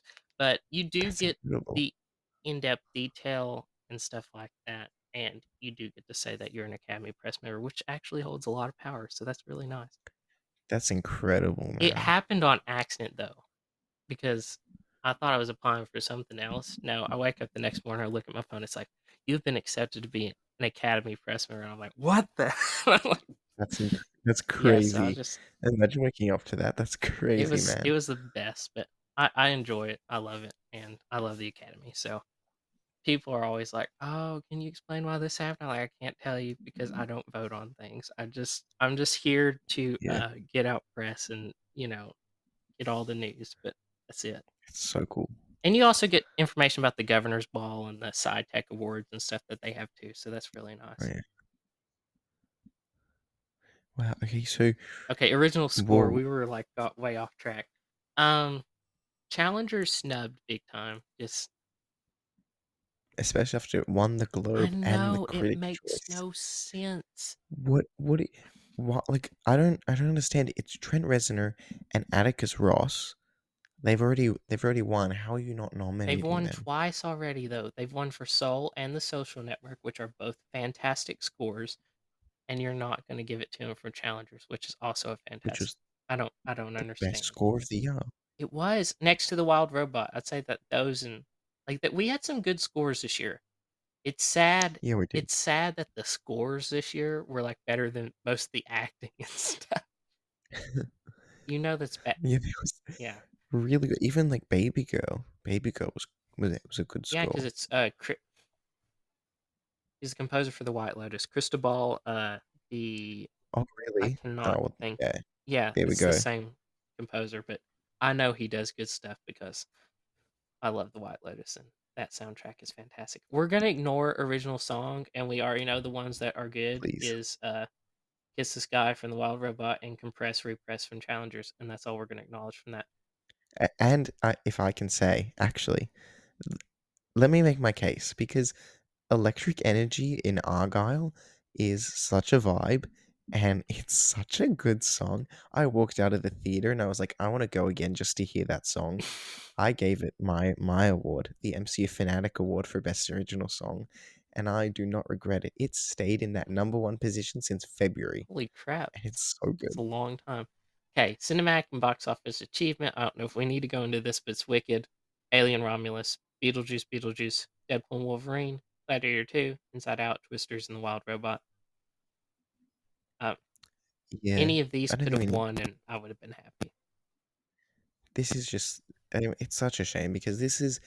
If It's this like a wasn't a throwaway category, category. That's all it it is. absolutely is. It's not even for the highest box office, which is ridiculous. So it doesn't even make sense. It's just a you're the blockbuster and we want to hear you speak and show you were on stage. It's like I was saying, but it's It's like ridiculous. a laugh. And Wicked Part 2, watch that win next year. Yes, I'm calling it Wicked Part 2, Ariana's Revenge, because that girl is going for the Oscar and she's going to snatch it from Yeah, whoever it is. yeah. Unless it. Did you see the photo of them huddled at the Oscars? There was a there's a meme going around of like Ariana Grande and Cynthia Erivo and like John M. Chu and those people. They're all huddled in a circle and they're like, "Oh yeah, we're gonna dominate this year." Oh, yeah, I hope they do. Honestly, just for the fact that Zoe Saldana beat Ariana Grande, I just want Ariana Yeah, Grande to win just to be like, I actually won because I was the best yeah. and I deserved it. But hey, what can you do? Okay, best animated feature at the Globes. Low, Inside Out 2, Memoir of a Snail, Moana 2, Wallace and Gromit, Vengeance Most Foul, and The Wild Robot. I have not seen Flow yet or Moana 2, but I have seen everything Mm. else. Okay, that's good. Okay, I don't think we need to talk about Moana 2. Oh no, we can. Let's not talk about it. It's so stupid. Disney's gonna learn all the wrong lessons from that as well. Um, with it getting $1 billion. Um, what else? Okay, let's talk about. I'll quickly talk about Flow. Flow's really good. I'm really, really happy that that won the Oscar over the World Robot. It was a very close call, but I predicted it, and I'm very excited about it. Um, the Academy is going in a really cool way with cool like direction with animation with the boy in the heron winning last year. It wasn't a red herring. It wasn't a mistake. We're clearly getting more indie, more so I don't want to say that there was something like a Wild Robot and Spider Verse. I love Spider Verse. Is like stupid kids animation because it's not. There's real depth and artistry to those films, but you know what I'm saying, like more indie sort of animated films, and I'm really excited about that. But yeah, Flow is really really good. No dialogue at all. It's just the music and the sounds of the animals, and it's really really good. So I recommend it as the Oscar winner. Yeah, and then Inside Out 2 was really good. It was a bit weaker than Inside Out 1. Yeah, It seemed a definitely. bit more watered down. It didn't have the. I don't know. The first one had explored the universe a bit more. This one was way more confined in the hockey camp. That's just where you were the entire time. And I felt like Exactly. because Riley was there the entire time, it just didn't feel like the first one where she tries to run away from home. It just felt bigger than it was.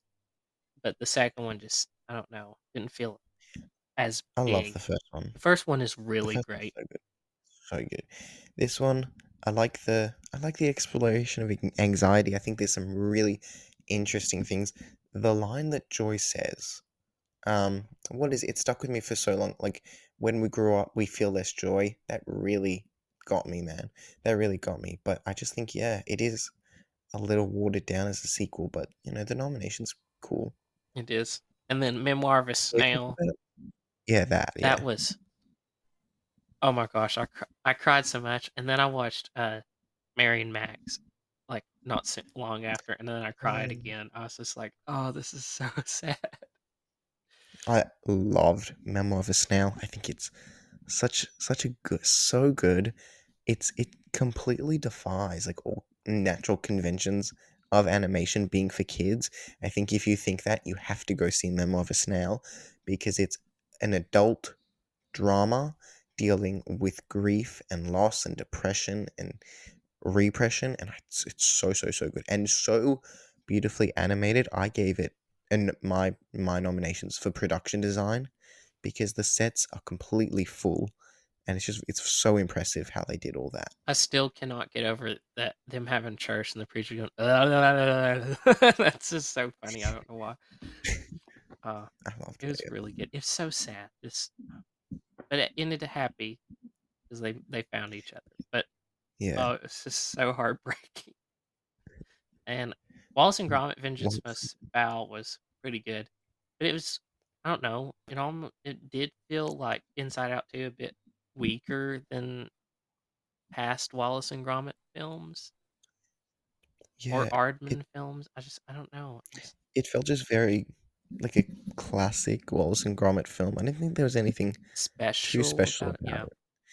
Yeah, but it's Wallace and Gromit. How are you not gonna yeah, give you him the gotta love them. nomination? And then the Wild Robot, it was great. You liked I it? loved it. I Okay. called it a I did film not. about motherhood that's just not pushing motherhood. Yeah, I see how people connect to it. I do. It's beautifully animated. The score is incredible. I think the story is a little soft though. I didn't connect to it as much. I wish it was more there with the story and with the writing. I just think it's very basic. But I do like that angle because like I'm not a parent, obviously. Oh, I'm not either. 16. Yeah, but I didn't understand that perspective, and then when other people were saying that, I kind of understood it more from that angle, but like I didn't really love it like as much as everyone else did. But there's a lot to love for sure with the Wild Robot. So I didn't see any of the foreign films this year because my schedule was just packed full. So if Okay, you've seen all of them, feel free to talk about them. If I haven't, since I haven't, I cannot say a word.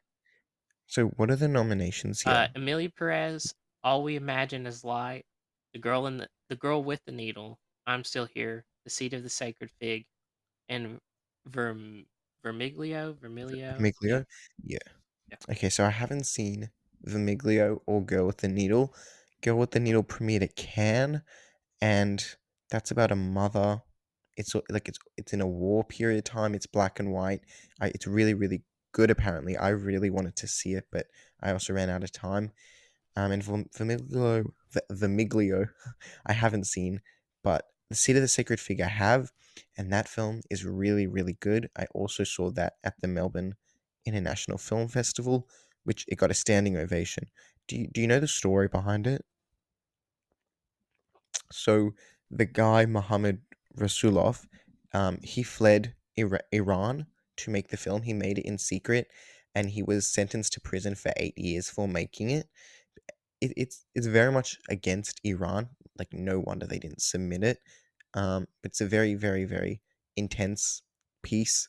It shows like real life footage of what's going on in Iran and like shootings, and it's very intense and it's really good. If you want to be more, I guess, educated about that situation or just know more what's going on in the world, I highly recommend it.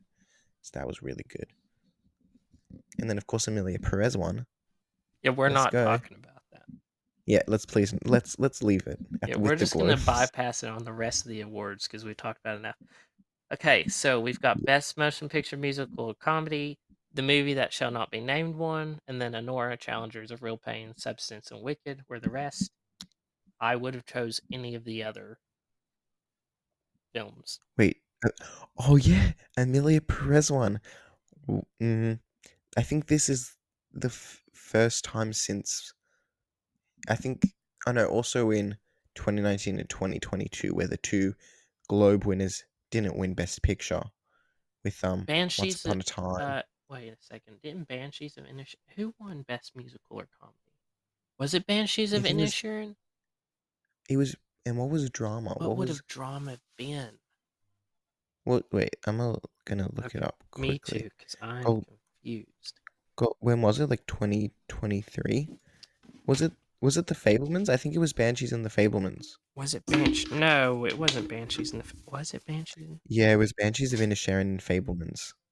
Oh yeah, so yeah. See, it was quite recently then. Oh yeah, so this year, I think we're maybe seeing more of the Globes just trying to predict what's gonna win the Oscar, because you had Emilia Perez, which was surging at the time, and The Brutalist, which was also surging. So I think they're trying to predict what's winning the Oscar, but obviously they got it wrong. So if you had to pick, obviously no one picks Emilia Perez, but if you had to pick, I think like what would you pick? Because like Honora, Substance, Wicked, they're all very, very cool picks. I don't know. I would have been happy with. Challengers is not a comedy, but I would have been happy with Honora God, winning. I would have been happy with A Real Pain, even if it's a smaller film. The oh yeah, Substance, the Substance would have been the coolest and the wildest pick of all time. yeah, And Wicked would have been conventional because it's a musical, but it still would have been a great pick. yeah. I would have probably gone with Honora. Yeah. Yeah. Okay, and then drama. What do we have for The drama? Brutalist, A Complete Unknown, Conclave, Doom Part 2, Nickel Boys, and September 5. Well, let's just say the September 5 winning Best Picture from what was like Hollywood Reporter, that went nowhere. That was It's I because want it's to a talk to movie that. about journalism. They're going to give it to him anyway. They're like, yes.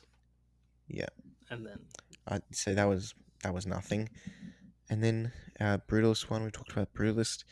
Um, wait, I have really bad memory loss. Complete What were the other ones? Unknown, Oh yeah, Conclave, did you like the film, A Complete Unknown? Yeah, or did you find it like Oscar bait? I. Okay. Monica Barbaro, standout. We'll talk about her later, though, when she comes out. But I enjoyed it. I like James Mangold, some of the stuff he does. I like Walk the Line. I like Ford v Ferrari. I did not watch Indiana Yeah, Jones because after Crystal Skull and Up, it's just bad. I watched the original three, and that's it. I'm just. and the fifth one is really bad. I watched that front row. I watched that row A in I went to Japan, and I went to see that film because it was the only thing that was showing, and it was not a good film. It was not a good Oh, man. experience. And the fact that we can say Oscar nominated film Indiana Jones and the Dial of Destiny, it hurts. Man, it hurts. At least it was for original score, though. John Williams can always get a nomination, if you ask me. Yeah, there we go. I'll settle for him now. Yeah. Let's see. Conclave. Conclave was okay for me. It wasn't as thrilling as I hoped it would be. It Really? was Okay. like there's slow burns and then there are slow burns, and that was a slow burn for me. But I appreciate what everyone was doing. I like all the actors in it from other stuff they have done. I would just I accept that it's a good film, but it's just not my cup of tea. I might need to Yeah, it was. It rewatch was. it though, but I don't know. Yeah, try rewatch it. It's good on a rewatch, but the twist, I hate the twist so It had much. a weak twist. I'm telling you, that was like the most. Why are you introducing that in the last 5 minutes of your film? So It's not random, really a so twist either. It's like, all right, it's like a revelate, not but even a so unnecessary. revelation. A revelation is supposed to be big, but that's not even that. It's just like, okay, Because it wasn't, yeah, it wasn't even like pointing at that. It was nothing that was building up I to don't it. know. It's So definitely not useless. making the top 100 twist endings of all time. Oh, someone asked me what's my favorite twist. The trans person in Conclave. That's my favorite twist. Oh, that's not. Or Or intersex. They're not trans, but or sorry, I don't want to mix up the words. Can't you can never tell oh nowadays. man.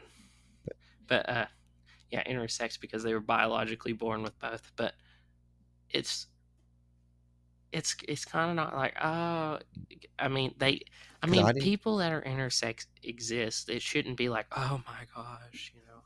is such a big deal, Yeah. because if they exist, you don't need to act like it's the biggest thing ever. I didn't know they used a word specifically, and I didn't know what it was, so I was just confused about what was going on. And so I turned to my friend. He told me what it was. I was like, holy shit! I screamed in the theater accidentally because I was like, what? That's random. Yeah, but it was just, it's not necessary. And then Doom Part Yeah. 2, Minute silence, please, for that. Not really, but like it's so good. What happened to that? It got less nominations than the wins for part one. yeah, no, I don't know what's going. Everyone thinks it's going to be a Two Tower situation. I don't think Do you so. think so? I don't think so. That'll be a I shame. Yeah. think that Dune Part 2, everyone probably thought it was overhyped or something, and they're just like, and just wasn't my thing. I don't feel like it's having the same trajectory as like Lord of the Rings would have, but Really? yeah, it So I'm it probably hope addicting with that. and from what I understand, the third is going to be absurd. And I think Yeah, I because it haven't read the will be book. so absurd, the Academy probably won't go for it, because yes, Poor Things won, and that's kind of an absurd film, but they're still not really going to go waist deep or chest deep into the absurd yet. They're still just kind of dipping their toes in the water, like, oh yeah, I kind of like that. Yeah, And since it's still not that way, I don't see them rushing to it and letting it get all the nominations. But who knows? Maybe after the whole Emilia Perez controversy, they're like, yeah, maybe they're there. let's nominate something else that's a bit better. But who knows? What I want to see is a three-way tie for Best Director: Spielberg, Nolan, and Villeneuve at the 100th Oscars, That would and I will be die. incredible. I I That would be I hope incredible. to be at the 100th Oscars. That is the goal. That would be That incredible. that I feel like that would be very that's cool. what I want to do. That is the goal. I will save my money now so I can be there. But That would be so. and then Nickel Boys and September 5, but those are just such small films that they just didn't get a lot. Yeah, yeah. Go watch Nickel Boys. It's so I good. need to. Don't watch My September friend 5th. in England met Ramel Ross and got to talk to him, and I was like, No way. I was so mad at you, and he's like, I'm sorry. And he also got to talk to the cinematographer, Nickel Boys, and What? and he was the How did he get he that? Was he at a he screening? goes to a film school in London, Oh, and he gets access to all these screeners. He met Kate Blanchett, like he's met so many, no. Alfonso Cuarón when they were doing their series Disclaimer. Evidently, he got to meet them, Really? and I told him, I said, I just need to know, is Kate as graceful as everyone says he is? He said even better, and I'm like, oh gosh, like just Yes. don't Okay. do this to me, like oh. But Very he's just he'll post pictures about it. And I'm just sitting there. I'm, oh, you lucky dog. nice. I'm over here at home just eating food. I'm like, oh. One day, just not this year. Okay, that was the Globes. It took us a really long time, but Yeah. luckily now that we've got a majority out of the way, the other Yeah. categories will be much smaller because we've talked about pretty much everything. Let's see here. BAFTAs. Let's see. Wait, do you want to go through Critics' Choice because we had that one Oh, first before Critics' BAFTAs? Choice. Let's see here. I actually And don't have the page pulled up for that, so I need to find it yeah, real sorry, quick. man. But there's something I have to mention about Critics' Choice that it was a terrible prediction from me. That, and we'll get into it, but when Substance won, when it won original screenplay and did very well at Critics' Choice, as soon as it won original screenplay, I posted, here's my prediction: Substance winning, actress, screenplay, makeup, and Nora's winning nothing at the Oscars after it just won screenplay, and Nora hadn't won picture yet. And that was a terrible prediction, obviously, because Nora won 5 Oscars. And so I was really thinking after Anora lost screenplay and actress that the Substance would take those wins, and then Anora won picture. And very very slowly, it was still in the race, But yeah, that's a bad prediction. Okay, so we're at the Critics' Choice. Let's go down the list and start at the bottom. Wow, this is a huge list. We already talked about the foreign language films. The only one that's new to this is Kneecap. I still didn't see that, but I heard really good things about it. Yeah, that's really good. They performed. They gave a free performance in Melbourne here yesterday, and I really wanted to go. Oh, They're a really cool band. I was really excited. dang. And then Best Animated Feature is still the same 5 films. We don't need to talk Yeah, about that. solid 5 the whole Yeah, I season. know. It's very good for the animated films. I was shocked. Best Comedy, Deadpool and Wolverine, and A Real Pain tied. That is Wide. totally two different sides of the comedy spectrum right It's there. It's like incredible. super tragicomic and then like really, really funny. And I guess they Yeah. hit all of it. And then the other nominees were Hitman, My Old Ass, Saturday Night, and Thelma. Which I feel bad for June Squibb. That woman, she nominated Nebraska way back when. Don't worry. I hope She's so Scarlett sweet. Johansson's movie just gets her in next year. Because that I woman, loved their Oscar thing. yes, she's so funny and she's great in everything. The woman's 95 years old. She has lived a long life. She elevates everything she's in, even if she's in a little bit. Have you seen the movie Palm Springs? Yes, Like, she's yes. in a small little bit. She's in And that? she's really good. Really? I didn't know Yes. she was in that. Okay, I'm gonna have to rewatch Yeah, that. she's really good. But I don't know. I feel like Deadpool and Wolverine and A Real Pain, both really solid choices. Loved Deadpool. Yeah, I watched that with my friend. We did a double feature of Alien Romulus and then watched Deadpool and Wolverine, and that was a really No way, good that's night. sick. That was Yeah, I got my Deadpool poster right there. It's got it framed. It's I have beautiful. no Deadpool posters. I only have Jaws, Back to the Future Part 2, Ghostbusters, Breakfast Club, and Rocky somewhere Oh around wow. here. But yeah. Also, you're really like retro Oh, I love the into old the stuff. Yes, classics. I like the I like all of it. It's all important.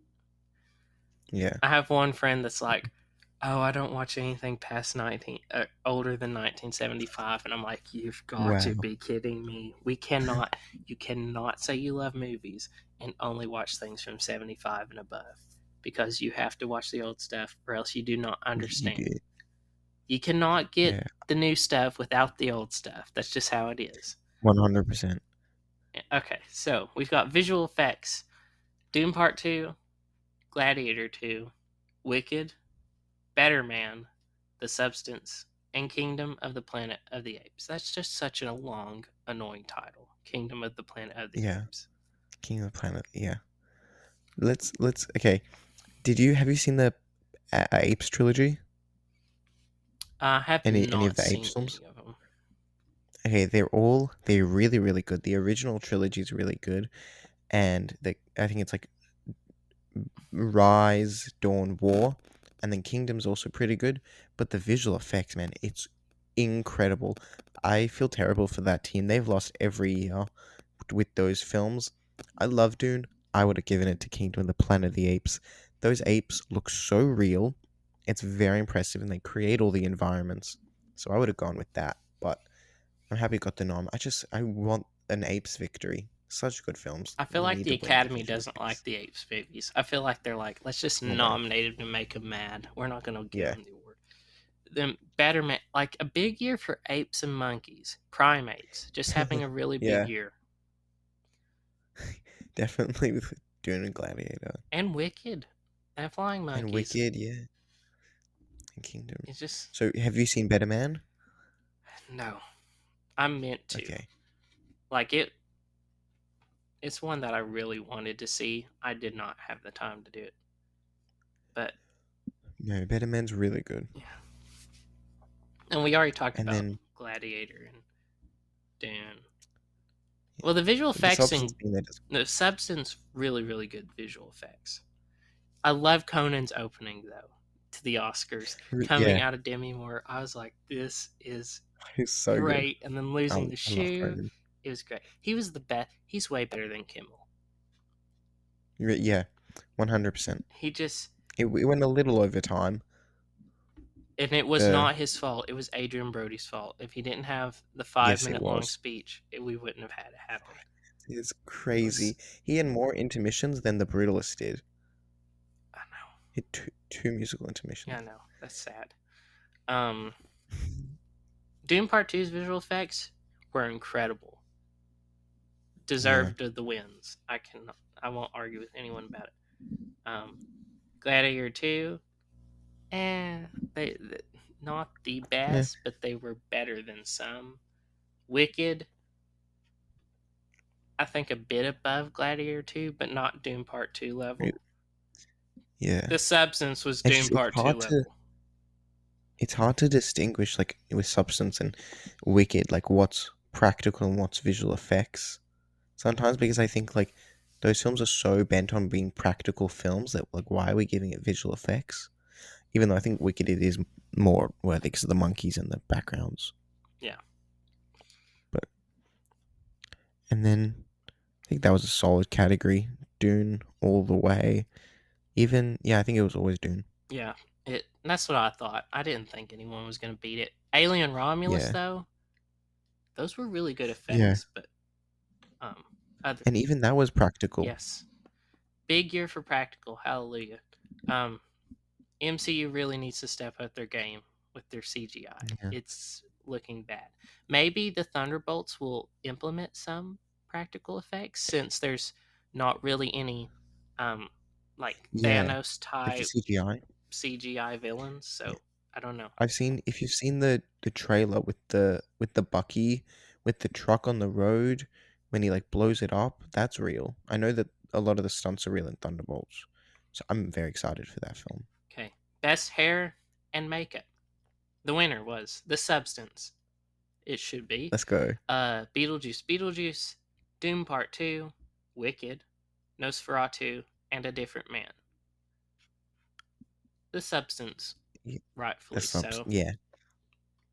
I saw people doubting the substance and I was like, what are you doing? Even without the multiple much acclaim, it would win the category.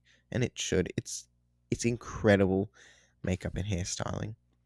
And I think the rest of it's pretty yeah pretty self-explanatory. I mean, you got Sebastian's face in A Different Man and the Dune from no, what are they called, the white people, Oh, I don't remember. the other Harkonnens. Oh, I yes. haven't watched in so long.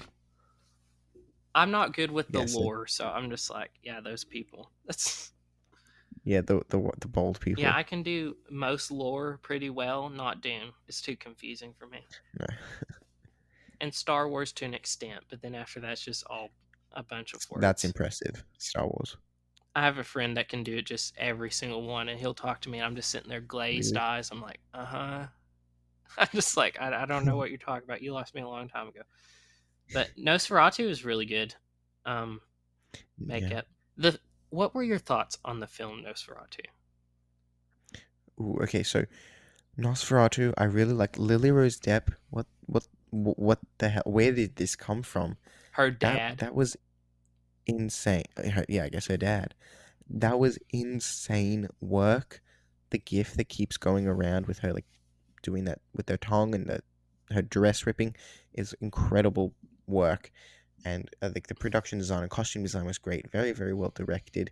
It's a very very well made film with a very classic structure and just an iconic monster story. I thought it was really good. I found it so weird. I just didn't know how horny the Was movie was going to be. Like, I think that movie yeah, was like no, way more hornier than Challengers, and that's saying a lot. But, uh, so even when she was, it's rated. It's rated M here, yeah, it's R here in the which is States, like but yeah, rightfully it's like so. children can go see it, Yeah, no, which is kids crazy. should not go see They Nosferatu. should not go see it. It's, The ratings are messed I up. know, we'll never fix the rating system. At least it's better than it was in the 80s because they did not know how to rate things back then. Yeah, everything was like Everything was like so. PG. Here we go. All the kids can watch it, and it's Yeah, like 8 F bombs. You're like, no, kids cannot watch this. no. Yeah, no, pretty good makeup and hairstyling. Yeah, it was good makeup this year. Yeah, really good. Surprisingly, okay. Best song. The only new nominee is um, Harper and Will Go West from the Did you see documentary. it? Did you see the documentary? I meant to, but I didn't. But I felt really good about this when Harper and Will came out because I love Will Ferrell. I love like everyone involved. I had good hopes for it. I'm like, finally, Netflix is going to do a really good Oscar campaign for documentary. And I saw that Kristen Wiig was attached to writing the song, and I'm like, she got nominated for Bridesmaids. She did not Yeah, win for Bridesmaids for the screenplay. I would love to see this woman get one, and it it it didn't happen. It got lost in the whole Emilia Perez Best Original Song jumble. Even yeah, Harper and Will Go West, if that was in the Oscars this year, it would have made the original song category 10 times better than it was this year. yeah. But it didn't. I was so heartbroken. I had high So, hopes. and the Superman documentary, did you see I that? didn't either. I'm telling you, That's really I've good. been screening films for a New York Film Festival since December, so I have not had the time to watch a lot of stuff. Mm. So it's been back and forth, like going to the theaters, watching stuff from my personal collection, screening films is like back and forth, back and forth, back and forth. Yeah, It's just a lot. I missed some things, but I saw what I wanted to see, like 90%, 10% got lost somewhere in there. yeah. I mean, as long as you watch the Best Picture nominees, and even this year, I think there were only about 30 feature films nominated across. So, the Best Picture, and you got like so many of the nominations. Yeah. A lot of collective nominations for films, not many single nominations, Yeah, which is kind of good and bad because other films, like, earlier we said History Daughters, and certain films just cannot get in there if there's a bunch of collective nominees. exactly. Which is annoying. Okay. Best score, the same nominees as the Golden Globes. I have to talk about that. Production design, this is one we haven't talked about.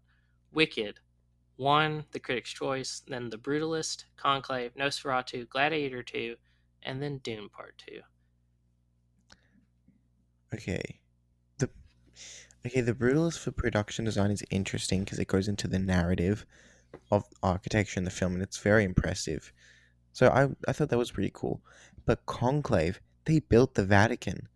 I didn't. I mean, I know there's like a rule you can't film in the Vatican. I didn't even know that was a rule. So when I found out, I was like, that's crazy because it was like they built massive, massive structures for that, which is Nos- incredible. yeah, Nosferatu's was really good as well for it to Yeah, be Nosferatu was great.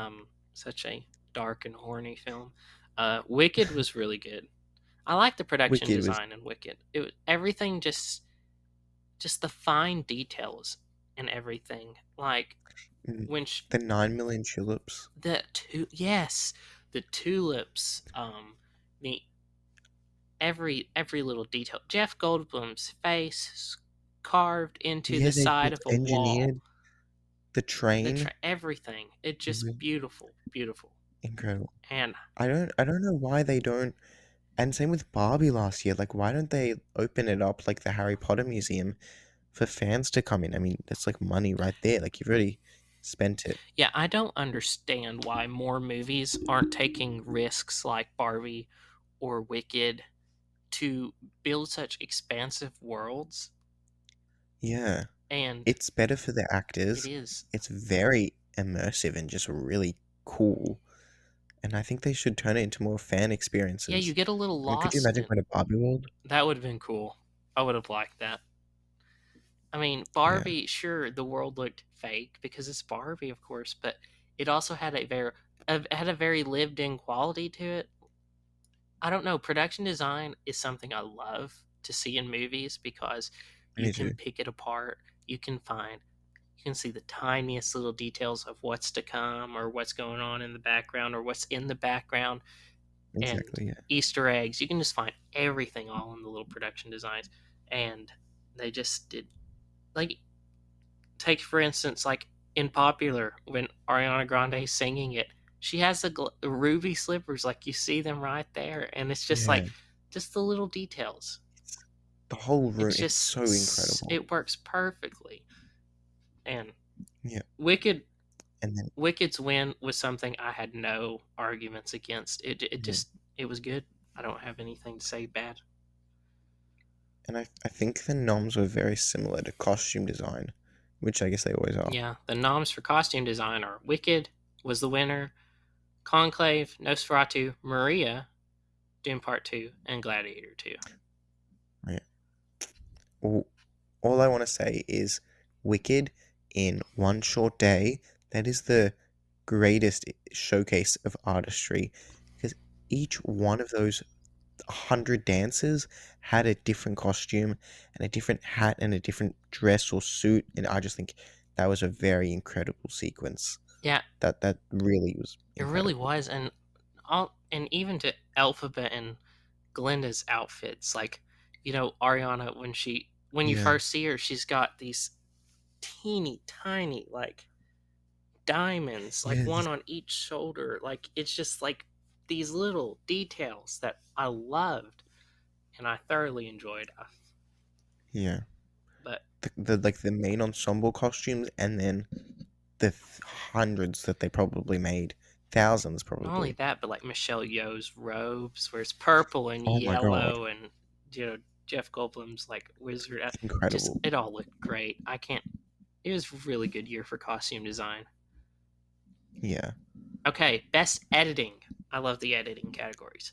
Challengers was the winner, rightly deserved. It should have been nominated at the Oscars for editing. guess it should have. Why? I have no idea. Editors, sit and think about your Emilia Perez nomination. Please, Um, please do. Sean Baker for Honora. Then we had Conclave, The Brutalist, Doom Part 2, and September 5.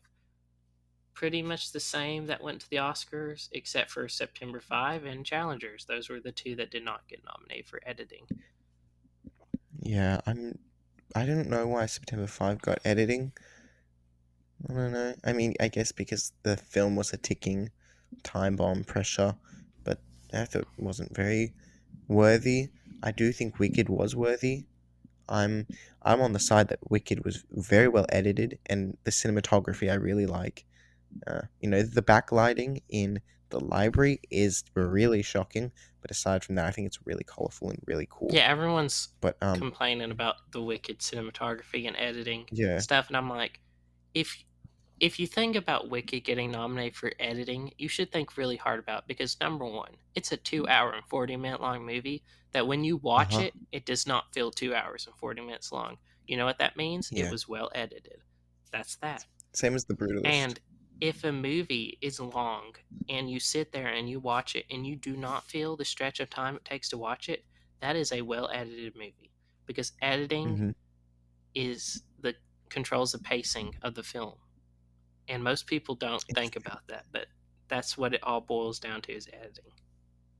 Yeah, because most people think of it as like the cuts and the transitions, but I think the pacing as well is a really big part of it. Ah, yeah. And then Honora, of course, the Oscar winner. It was very, very, very well edited. The whole house invasion scene was like half an hour altogether. Holy It doesn't moly. feel like that at all. Yeah. Yeah, Wow. so it's pretty, Good pretty editing, very well Sean Baker. That's why you have 4 Oscars edited. sitting at your house. Yeah. But Challengers to me just it was the right nominee that should have gotten in because those Hmm. tennis matches are so dynamic. Just The final scene, it's crazy. incredible. Even the cinematography for Challengers, honestly, people don't think about. Yeah, But like you get the POV on the ball, and it's just even the opening shot. The slow motion just going to hit it. yeah. It was so good. I don't know No, what happened I with don't know. challenges, The Academy's but just. that was a great I film. don't know. These movie awards, they need some new blood. I don't know. Okay, best cinematography: Nosferatu, Wicked, The Brutalist, Conclave, Doom Part 2, and Nickel Boys. Nickel Boys sadly did not make it to the Oscars, which, It's so from well what I've shot. seen, you're making a movie entirely out of POV. Why are you not going to nominate it? Makes no sense. How? Yeah, it doesn't make sense to do even picture and screenplay without cinematography and director, It's but ridiculous. very, very well shot. And then the obviously Dune is incredible. Dune is beautiful, excellent cinematography. I think, and Maria, I know we're not at the Oscars yet, but that cinematography is gorgeous. The use of color in that film, like I love both films. I love cinematography where the color theory is used correctly, and when you can look at something and be like, I want that as my wallpaper. Like, I love those. And Dune, every single shot of Dune is literally that. All I have to say is the opening where everything is just orange. I just wanted Cheetos at that moment. I don't know why. I had a craving for Cheetos. It's probably all the orange sand going around. But Conclave was pretty good. The Brutalist was great. Yeah, Great use of Dutch angles and everything. POV, just very all, well shot. man, it was just really good. And Wicked was really good, even though I had backlighting and everyone threw a fit about it. Too bad. Yeah, I thought it was well shot, but I liked Wicked in terms of the way that the camera moved around the set and like dancing through life. You know, the library scene with the clock and No One Wants the Wicked. I thought it was very well shot. Oh my gosh. No One Warns the Wicked is also why Ariana Grande got an Oscar nomination. Oh, But her face in when oh, when it's she's burning and you so can just see sad. everything on there. I felt so bad for when I first watched it. I'd never seen the stage show, so I didn't really know it was going to open that way. And when I saw her face, I was like, "Oh, this poor girl. She's feeling it right now." Yeah, And I'm like, "Yeah, people just don't understand how she would have gotten Oscar nominated, but we do. We know why she got it." we do. We know. But Very, very, Nosferatu very won fair. the cinematography award, which Yeah, yeah, it was pretty good cinematography. yeah. I thought it was really All I good. The can shot of the hand over the town. Yes, I came in late to the movie. Actually, I came in like 5 minutes late, so I missed the opening scene where she's out, much younger. She's out, calling out Mm, into the night. But I came right when they got married, and my friend and I were sitting there, and I could not find a picture of Count Orlok anywhere online. Like they wouldn't release any press photos of yeah, him, they didn't. and I was so anxious to see what he looked like. I was tensed up the entire time until he arrived at his castle. I'm like, I don't know what this guy looks like. I It's don't know, shocking. and it's so shocking. Great use of PR. Their PR team Mm. needs awards too because they do a really good job. It was very. It was. It's crazy, and then obviously the final shot where you see just the makeup It's crazy. all over him was Yes, and crazy. dead, and he got the boniest legs on the planet. It's It's like disgusting. disgusting. Okay, adapted screenplay. Conclave won. Emilia Pérez. Wicked got nominated. Sing Sing got nominated. Nickel Boys and Doom Part Two. We've already talked about Conclave quite a bit. We're not talking about Emilia Pérez anymore because Yeah, what has not been that's said. what I meant. Wicked. I have not seen the stage show, so I don't know how well it was adapted. Um, It was. It was pretty faithful. I mean, I don't know what they. So I've seen the stage show. It's really good. Part two, I don't love as much. Part one is where all the iconic stuff is. Um, and it was adapted pretty well. So the whole stage show is the length of part one. So it's like the part one was like an hour and a half maybe, and then part two is the rest of it.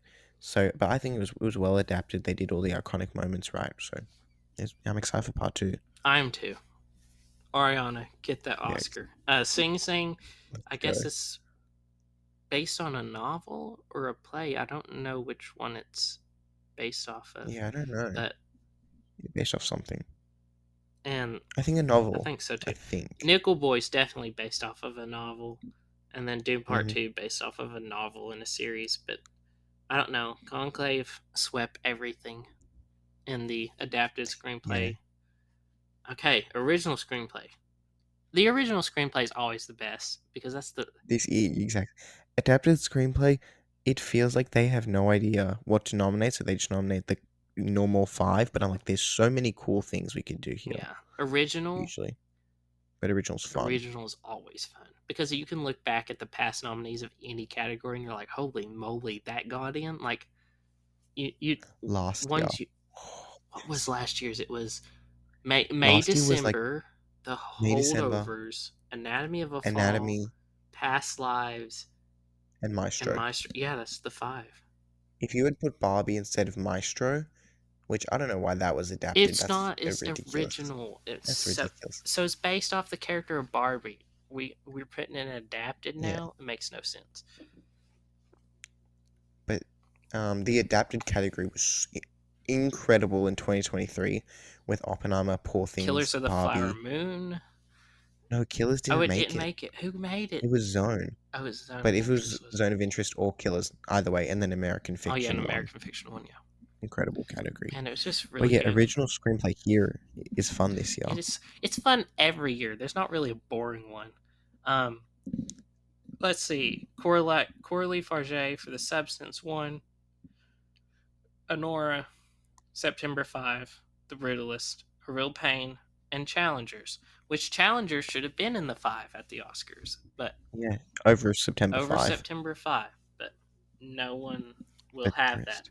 So I don't know. would you have, because I think this is what the race was between Anora, Real Pain, and Substance. Who would you pick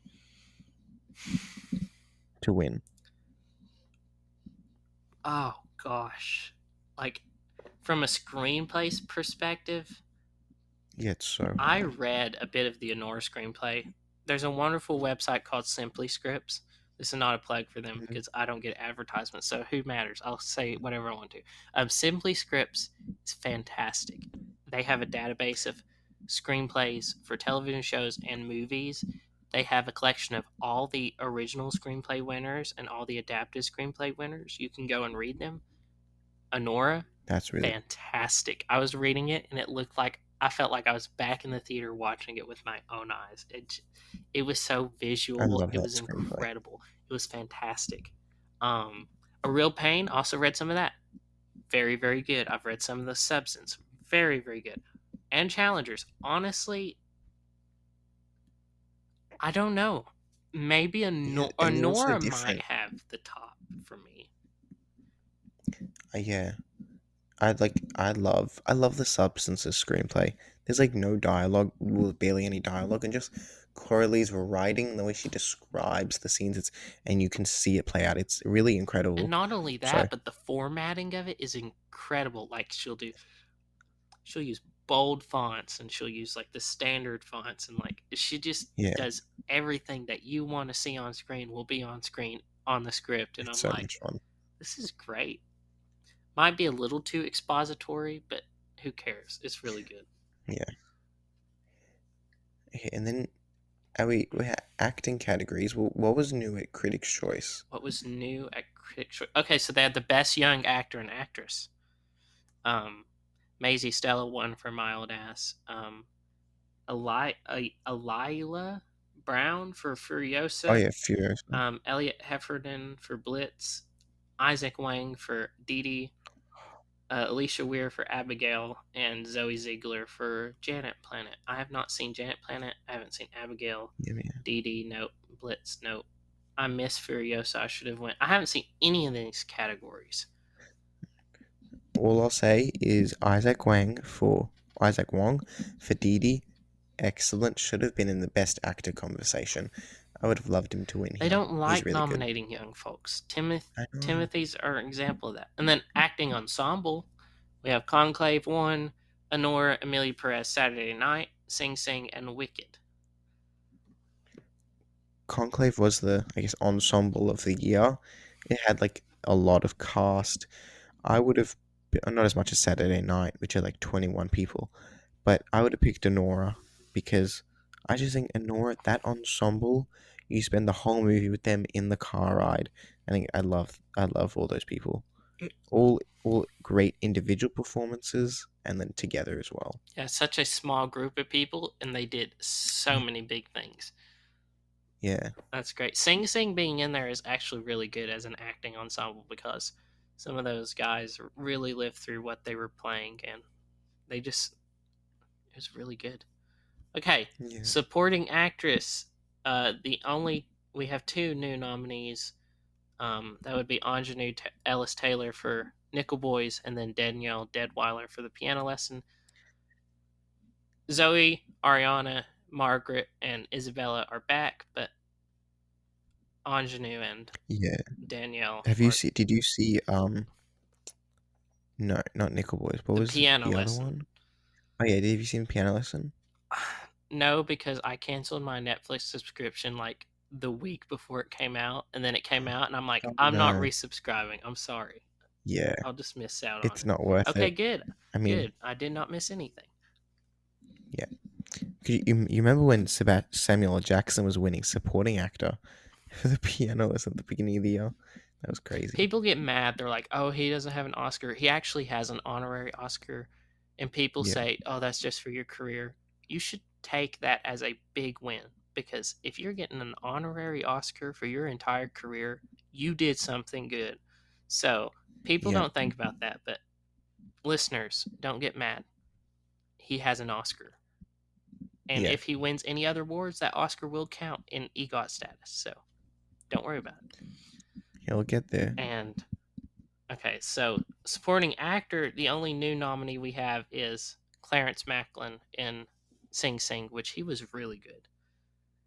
He Yeah, also should have been in the 5 at the Oscars. I wish the Oscars could extend the acting categories to at least 1 or 2 more performances so we can get a really solid group.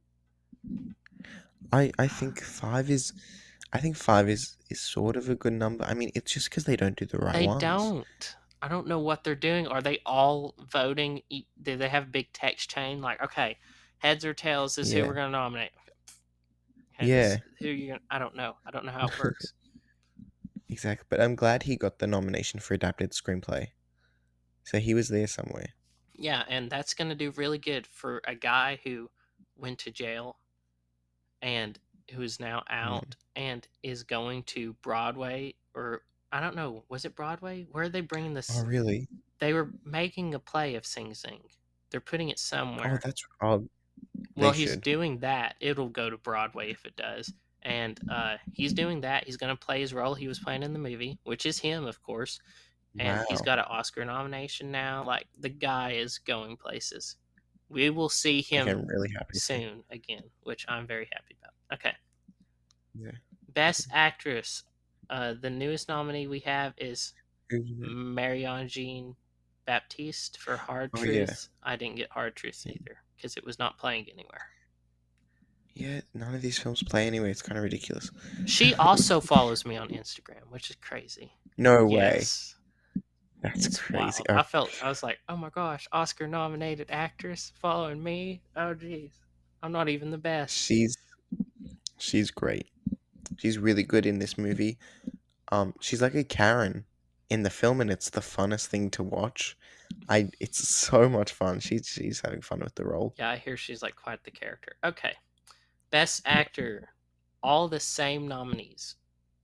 So yeah. I think it's the we same the don't whole need to talk season. about that. Best director, the newest one is Ramel Ross for Nickel Boys and John M. Chu for Wicked, which Who won? John M. Chu. One two one. He That's should have been in the when that was 5. read out. People don't think, everyone's like, oh, he didn't deserve to be nominated. And I tell them, did Wicked direct itself?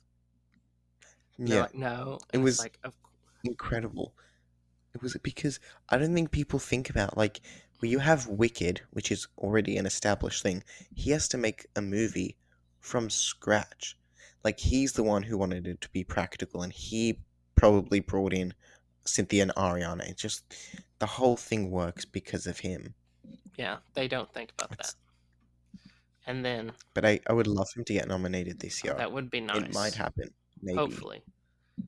Um, Best Picture, Anora won, and then it's the same group of nominees for Best Picture: Brutalist, Complete Unknown, Conclave, Doom Part 2, Emilia Perez, Nickel Boy, Sing Sing, The Substance, and Wicked. Um, And Honora won without anything, which was crazy. I was saying before, like, oh, Honora's going home empty-handed and it's not winning anything, and then it won Best Picture, which was nuts. it was crazy. Okay, now that was the end of the Critics' Choice because we are only covering movies, folks. If you want TV shows, find another podcast. I'm sorry. Yeah, I don't. I'm glad the award shows do TV shows because I could kind of get a sense of the year, based on what they have, but I don't I watch don't TV watch a shows lot of except for TV. I Marvel. prefer the movies because if you binge watch a television show and you can't watch a 3 hour long movie, there's a problem because it's Yeah, actually longer than a 3 hour long movie if you binge a show. But exactly. um, okay, let's see here for BAFTAs. We're going all the way down here to holy moly. Okay, we're in the short films. We need to get out Yeah, of here. BAFTAs was interesting. Okay, so British film. I Yeah, no, haven't seen majority of these. Um, or the short film. Okay, so special effects. It's the same nominees we've already talked about. yeah. Best sound. Blitz is the only new one. Do you have anything to say about Blitz? People don't like it. I liked it. Saoirse Ronan's really good in it. It's an interesting film to look at that time period, and it's sort of like similar to an anthology structure in that it goes through different people and different classes and representations in the time, but it's not great. But the sound nomination is deserved. Well, that's good. Okay. Production design. The same nominees as last two award Agreed to it. shows. Original score. They are the still the except Nosferatu got in here for original score. Oh yeah, It do not listen. Okay, so the screenplay had been released and I had read it and I was listening and I hadn't seen the movie yet, but I was reading the beginning and I was listening to the score at the same time. Do not do that. It is terrifying. really. I love It's the more opening score. terrifying than the movie. So, if that tells you anything, the imagination is just way more potent. Okay, makeup and hair, the same nominees. Except Emilia Perez got in here, but I saw what they did. Bad makeup job. Oh, I actually think it was deserved I didn't. because I I looked at didn't like it. I really didn't like it. because I was like, that's great. That's her. I was like, that's very impressive. And then best editing, Kneecap got in, but everything else is the Yeah, same. How was the editing in? wait, can I ask? Do you know? Do you follow the Oscar expert? I don't think I do. Okay, so he's just another he does other stuff, and he was saying predicting Kneecap to do well here, and a lot of people were thinking that Kneecap, because it's a British film, that it would win editing and that it would do well, and it's deserving for editing, and that it could get international feature at the Oscars and editing at the Oscars if it did really well here, but that didn't end up happening. But that was something that was a possibility, Mm, and but yeah, that was just something I thought was interesting. okay. Best costume design. Blitz is the only new nominee. How are the costumes in Blitz? Just costumes Yeah, or yeah, just. yeah, they were right. I mean, it's interesting with war films because on one hand they're usually all the same, but on the other hand, the magnitude is like crazy to make that many costumes for all those people. And it's Jacqueline Duran who made them, and she did Barbie and Little Women, and she's really good. She is a good costume designer. Cinematography, same nominees.